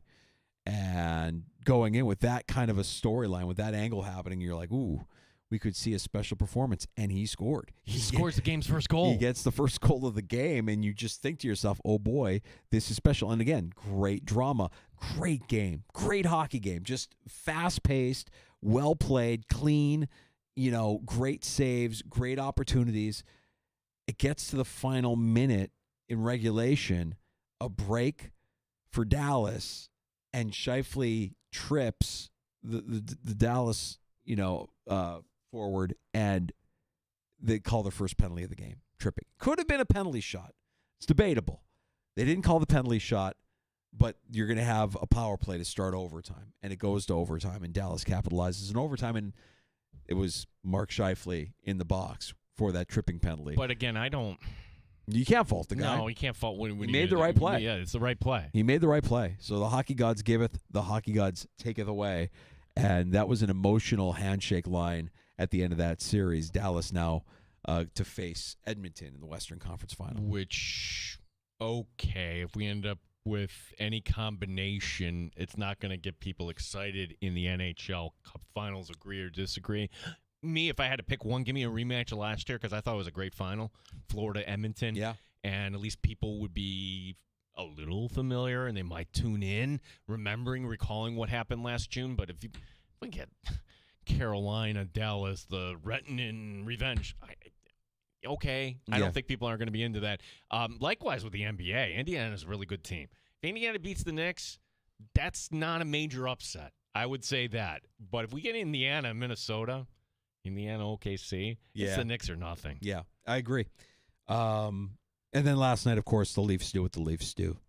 Oh, they disappoint. Boy. Is there a franchise over decades that has more wealth, more talent, more community support that every single time comes up nothing? And if you say, whoa, the Buffalo Bills.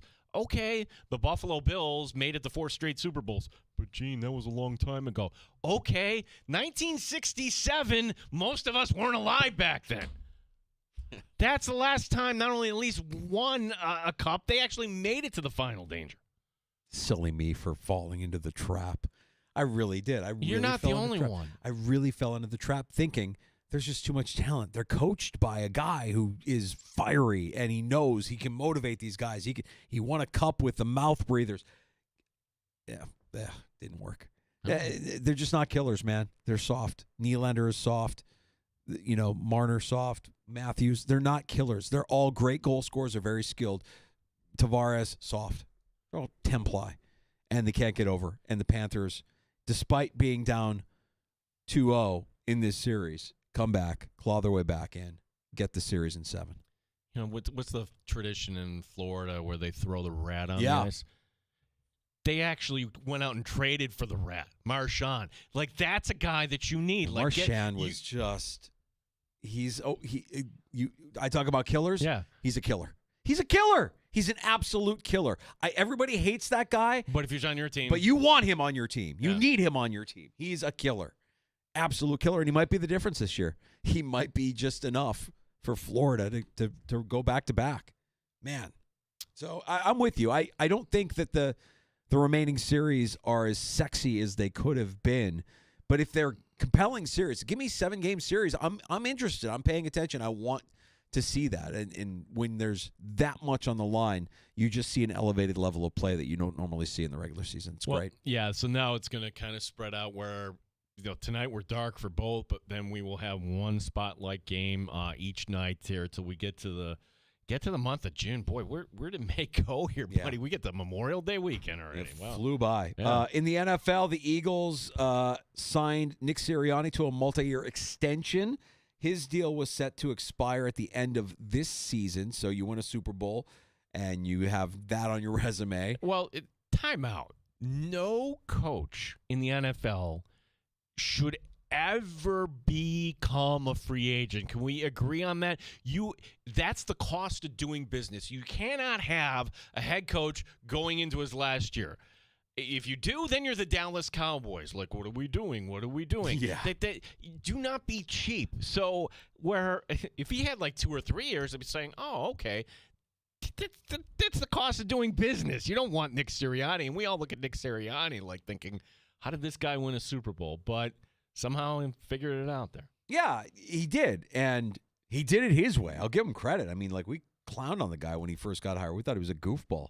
Section 5 Sirianni. Over perfect preparation equals perfect performance or something like that. Water our lawn. We're going to water the seed. The seed's going to grow. Talent takeover. Whatever. Look, whatever he's done, I give a lot of credit to Howie Roseman as well for putting an unbelievable roster together for him to win that Super Bowl last year.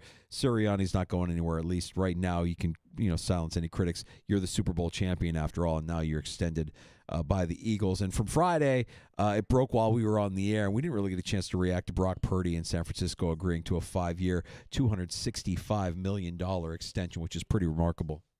Your phone is talking to you. I don't know what triggered that. I don't know either. Weird. Yeah, it's always listening. Somebody wants to chime in the easier way rather than 866-4FAN. Yeah, the robots are always listening, Gino. They're always listening. AI Sports Bar soon to make its debut here. $181 million in total guarantees for Brock Purdy. The secret winner here is Kyle Shanahan, because the way last season went for the Niners, and this is the Niner way, right? They're going to kind of bottom out, but what if they don't bounce back? It's been a nice run there for Shanahan, and the way he was kind of getting salty with the media just kind of made me think, okay, is his time in San Francisco coming to an end? I think Brock Purdy is best with the head coach, best in that system. He knows it inside and out, and if you're going to bring a new head coach with a new system, you hate when I use that word. No, good luck. No, I would say good luck if you're Brock Purdy. Yeah. I mean, they are married, and if Shanahan were to leave and leave Purdy behind, I would say whoever that new offensive-minded coach is that's working with Brock Purdy, good luck. We don't know. Like, I'm curious to see what Trevor Lawrence looks like this year with Liam Cohen there. Like we saw what Dave Canales was able to do with Bryce Young late last year in Carolina. I mean, certainly Caleb Williams in Chicago and Ben Johnson. My point from earlier is that I think every quarterback is a system quarterback. How does he work within the framework of the system that's being put in front of him is what makes him great. And, Josh Allen, nobody calls him a system quarterback, even though he's worked in 2 different systems, and he's excelled in both of them. Okay, let me phrase it this way. And Josh Allen being the extreme example. Joe Brady, if he has another year, he's going to be a head coach. Sure.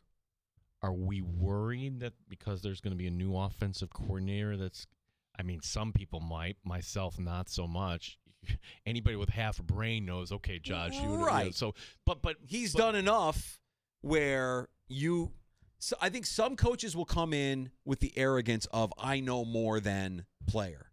And some players will say I know more than coach. It just, it's that magic collaboration that happens when they're both bought in on each other and they're working together. And I think Josh has that and has had that in Buffalo. He's had that support, but you could certainly tell that there's instances where it's like quarterback and coordinator don't get along, or quarterback and head coach don't see eye to eye, and that's where the dysfunction starts to happen. So good on Purdy, good on Shanahan, and the Niners also paying up Fred Warner today.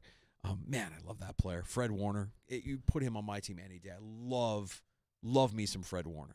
All that being said, what do we make of the Niners this year? Again, there's so many teams that will, over the course of the spring and the summer, we'll learn more about, but If you told me, hey, they're going to bounce back, they'll be 12-5 at the top of the division, okay. Yeah. Or you're going to have another bad year, more injuries. They're getting a little old. Yeah, there in some areas. you have a pretty wide range of outcomes there available for you if you're a Niners fan. Later this week, we'll have the NFL owners meetings. The tush push is one of the things that will be put to vote. Also, that what we talked about on Friday, the potential for a new playoff format in the postseason. Will we see the divisional champions basically being all for naught? Really, you win your division, there's no prize or cookie for winning the division. Yeah. So the meetings start tomorrow. I wouldn't be surprised if, like, by this time tomorrow we find some things on that, because you know what? These owners want to, like, they're thinking like a lot of people, we got to get to our yacht here for the weekend. Yeah, right. Love. It's we'll talk to Matt Perino, Syracuse Post Standard Shout podcast. We haven't talked to Matt since the schedule came out for the Buffalo Bills, so we'll get his thoughts on that. And then what I didn't realize, Danger, is then the Tuesday after Memorial Day, that's when OTAs start up, the real ones. Mm-hmm. And then we go into the mandatory mini camps. So, okay, things are going to start to come together in terms of what spring practices look like for the Buffalo Bills. That'll be tomorrow in the sports bar. Let's get to a round of shots next on The Fan. Yeah, congratulations to Scotty Scheffler. We'll give you some of what was being said about the PGA champion and the Wanamaker Trophy, and the PGA also kind of stepping in it a little bit, some would say. I say not so much. I thought this was actually kind of funny. We got some baseball more coming up. All right. You're listening.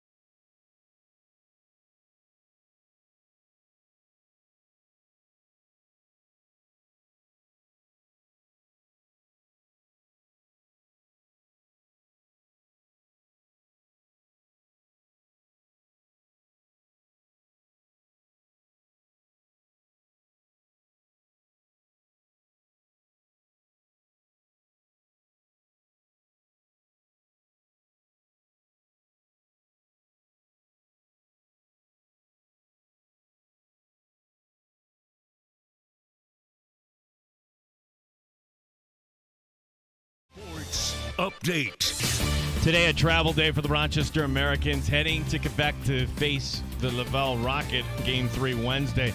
Marty Baran on the Amerks leaving. I'm really excited for what Game 3 is going to bring in Laval. And you know what? You go now. You set up today. Tomorrow you have a practice day in Laval. Wednesday is a game. Thursday practice day. Friday game. And then we see for Sunday. Yeah, Game 5, if necessary, would be Sunday afternoon. All the action here on the Fan Rochester. Cubs in Miami tonight. The Mets are at Fenway Park to take on the Red Sox. The Yankees are off. Rochester Red Wings open a series in Syracuse tomorrow. Football notes, Eagles head coach Nick Sirianni getting a contract extension today. 49er linebacker Fred Warner signs a 3-year, $63 million extension. Gene Battaglia, the sports leader, 95.7 FM and AM 950, The Fan Rochester. From the field to the court to the rink, the sports leader is there. 95.7 FM and AM 950, The Fan, Rochester.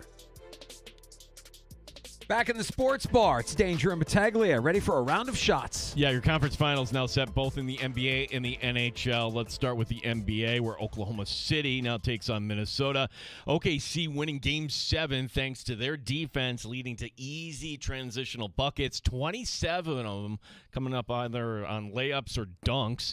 Well, that series, OKC-Minnesota, starts tomorrow night. No games tonight in the NBA. We got to wait until Wednesday for the start of Knicks-Pacers. New York there with the home court. Oh, boy. Why did they have to put that on the same night as the Amerks? Well, yeah, not only that, but, again, every time New York wins now, I'm more glued to the reaction of the fans than I'm waiting. Okay, some guy climbed a building and, is on top of a billboard, an electronic billboard at Madison Square Garden. Who's topping that? Where's Spider-Man? Is Spider-Man going to be out there? I think so. Spider-Man is going to be out there. In the Garden, it's going to be fun. 2004, the last time the Maple Leafs actually won a Game 7. Chokers. 21 years ago. The Leafs fell apart on home ice in the second period, leading to a 6-1 loss to the Florida Panthers, the defending champs. Dating back to his time in Boston, Brad Marchand is now 5-0 all-time against Toronto in Game 7s. That's a stat. Florida now takes on Carolina in the Eastern Conference Final. That will begin tomorrow. Edmonton-Dallas begins on Wednesday. As for Toronto, they don't advance past the second round again. The last time that happened was the year 2002. And I want to say Panthers head coach Paul Maurice also undefeated in Game 7s. The guy doesn't lose in Game 7. Just doesn't lose. No, just a witch. Not a good weekend for Juan Soto in his return to the Bronx. He went 1 for 10 with 4 walks, 2 stolen bases, and 2 runs. The Yankees winning the rubber game on Sunday Night Baseball 8-2. Errors by Mark Vientos and Pete Alonso proved costly. Mets tonight at Fenway. The Yankees will be taking on the Rangers tomorrow night at home. Be objective. I mean, it's still early in the season, but I hear a lot of people saying that the Juan Soto deal is going to be this terrible, terrible deal. He's he's a top 20 player now, but he's declining. He's a DH, and you're paying all this money, and this isn't a great deal. Well, you choose who you're listening to. The Yankee fans would even be like, "Wow, what are you doing?" He's paid like he's a top 3 player in the game. Yep. Which he's not a top 3 player in the game. But I would say that what Soto does, because he has an on-base percentage that, okay, who rivals it? Judge, that's it. He's making Alonso better. He's making Lindor better. So, yeah, you need a little bit more. I was just disappointed with, watching him last night. They're showing he's getting the catcalls all game, and he's looking around, and he's not running out of ground ball that maybe you could have beat out. Was the one that was hit sharply to LeMahieu.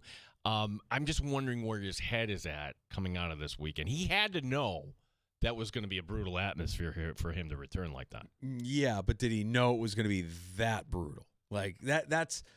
We always talk about the physicality of players and how they do the remarkable thing, but we never really get to be inside their mind and know, okay, mentally, this person's tough. Mentally, this person can tune it out. They're strong. They're dialed in. They're focused. And everything you're describing about Soto in this atmosphere shows that he is not that. No. NFL draft picks signing their contracts, especially ones in the later rounds, normally not news, right? But this is news today. We're all going to be watching Shedeur Sanders this year. Today, the quarterback signing his rookie deal with the Browns. A total of 4 years, $4.6 million. That's it's less than what he made last year at Colorado. Jeez. By dropping to the 5th round, that's a loss of $40 million roughly. His signing bonus today was $447,000. I wonder, is he going to be okay? I mean, just $4.6 million over 4 years, knowing what he did when he was in Colorado. Is he going to be all right, Gene? Is he going to be okay? I'm excited to see if Sanders plays with the kind of chip on his shoulder that we know his old man played with. If he's got that in his DNA, that killer instinct in his DNA, and he gets an opportunity and he makes the most of it. Are we all wrong? Was everybody wrong on Sanders? I can't wait to see it. August 8th, preseason, Browns at Panthers. You normally would be like, ugh, gross. Yeah. No. I'm in. Yeah, I want to watch that. And maybe he's nothing more than a backup quarterback for his entire career. We'll always remember this draft because of the slide of Shedeur. And look, as a college player, spectacular. Nobody can take away what he did at Colorado. He had an unbelievable weapon. Travis Hunter looks good. I know it's off-season, OTAs, everything. I haven't seen any footage of Hunter playing corner, by the way. It's been all wide receiver at Jacksonville OTAs. I would think that it's a league where you want to score. Yeah. So, yeah, right. I would think that it's a weapon. Yeah. Scotty Scheffler earning his 3rd major championship, winning the PGA Championship, but this might be remembered also for the collapse of Jon Rahm. Jon Rahm? Jon Rahm. Jon Rahm. He was tied with 9 holes to play atop the leaderboard. He finished 7 strokes back in the span of only 366 days. Scheffler went from being in handcuffs in the back of a squad car, you remember, to now being handed the Wanamaker. Next major, the U.S. Open, starting June 12th at Oakmont Country Club. I was watching this at Field Grays, and then I had a frozen custard and took my kids to the Amerks game. We sat behind the real-life guy who sounded Oh, my like God, that. Gino. I mean, I know that when you go to an Amerks game, you're going to run into some hard A's, some Rochester accents. My theory is there's only really 2 Rochester accents. It's the hard A guy that I was just doing, or it's the, yeah, cuz. It's the lovable kind of like Italian, yeah, cuz, what do you think? Should we go to the Bills this summer? What do you think? It's masterstroke. No, let's go we'll go to training camp. Yeah, it's exactly right. Like, hey, Danger. I got a gut feeling. I got a gut feeling the right. Bills are going to win. And so I'll go into character and I'll do these 2 voices around my daughters. It annoys them, so I do it, often. And they roll their eyes. But at the game, my little one was sitting next to me, and as soon when you hear it, you know it immediately. Yeah. And we heard it immediately. And we looked at each other. We just got to. We don't want to draw attention to the fact that the people sitting in front of us. We had them both. We had, go Amerks. and we had the other guy that was like, yeah, cuz, let's go get some cold ones. What do you say? We'll go up to the concession stand. What do you say, cuz? We had them both in front of us, and we couldn't stop laughing throughout the game. We had such a blast, so much fun. The one guy high-fived your daughter. Oh, yeah, we were into it. We were all good. It was all fun and all friendly. Now, to Scotty Scheffler and Jon Rahm, there was a point on Saturday I'm like, ooh, Sunday's going to be nice. Look at this leaderboard. Scheffler, Rahm, DeChambeau. Yeah, Scheffler was playing pissed off. He was on a mission. After that bad round on Thursday and going off on a rant after that round, he backed it up with his play. And to see his emotion, which wasn't like Rory emotion winning the Masters. It was like, F everybody, I just won this thing, doing it the way I that's the I'm starting to gain more love for Scotty Scheffler, a guy who I've up to this point said, this guy's just milquetoast. He's so good, and he's boring. Part of it was this whole controversy with the drivers and everybody being spot checked for them. And it was the rules, what are we doing? So I mean, the PGA of America, Quail Hollow is not getting favorable reviews from this, but really a lot of it had any of their doing. It was just rain and the tour just kind of being what it was. As far as Scheffler, though, here is the point I want to make. when Tiger was winning his major championships, like I had to say, what was the one showdown? It was the 2008 U.S. Open with Rocco Mediate that goes to the extra round, and like it was fantastic. That's the aberration. More often than not, it would be Tiger. There he is on Sunday, and then one by one, pew, pew, pew, all these other competitors would fall off. Yep. That was Scheffler. That's right. That was Scheffler. Nobody could hang. No. Finally, the PGA Tour deleted a post, Danger. This after Scheffler won. The one at Quail Hollow in Charlotte, North Carolina.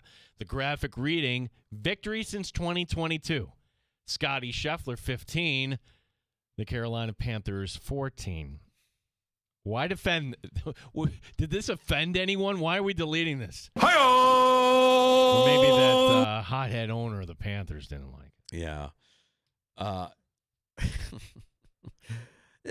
mean, you're there. You can't do that. That's your team, right? Like if you're in Charlotte, yeah, you can poke fun at the Panthers, but when it's coming from the PGA Tour, yeah. like, okay, we're hosting your event. No, you got to delete that. Or at least use better judgment before posting that. I guess deleting it is soft, but I don't know that I would have posted that to begin with. Like, we can come up with something better to demonstrate the greatness of Scotty Scheffler. Yeah. We don't have to poke fun at the host course's NFL team. Although it is kind of funny that Scheffler has more wins than the Carolina Panthers. That's Shots in the Sports Bar. We'll come back with last call. You have the final word here in the Sports Bar. 866-4326, 585-866-4FAN. You're listening to the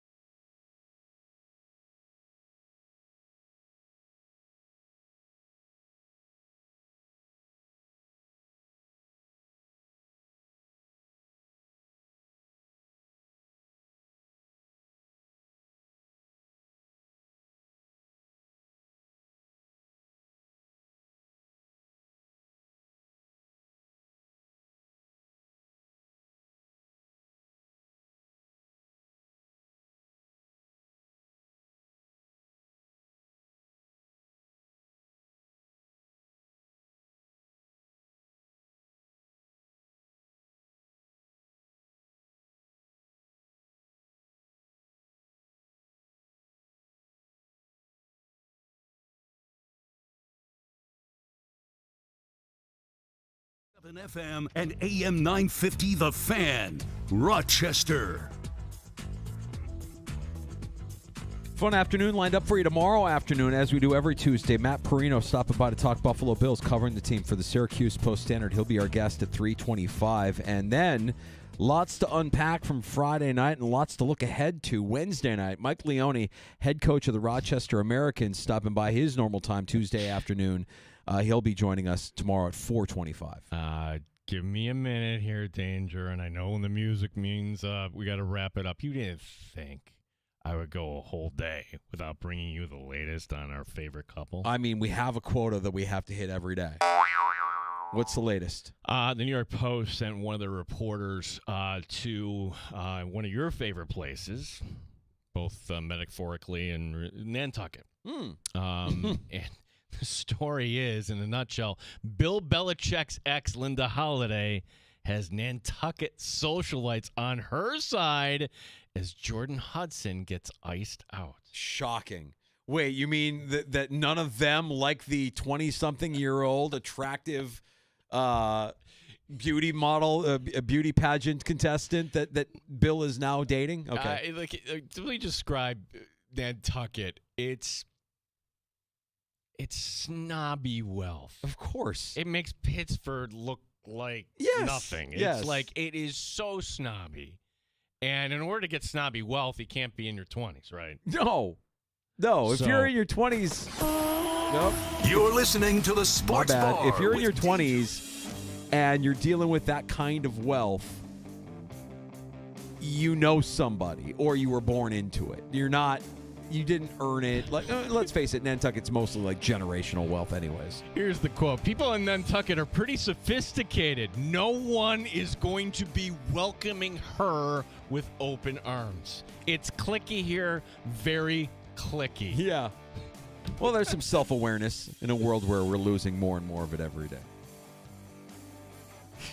So good. UNC, by the way, sold out all their games. Wow. The Bill Belichick effect. Yeah. I don't know if that was the case before. I don't think it was. Anyways, tomorrow, great show lined up for you with Perino at 3:25, Leone at 4:25. If you missed Joe Yerdon, if you missed Brian Koziel, you can find both of those conversations wherever you get your podcasts. Search out the Sports Bar. That includes Spotify, Apple Podcasts, and more. JR Sport Brief is next on The Fan Rochester. Have a great night. Bills, Sabres, Amerks.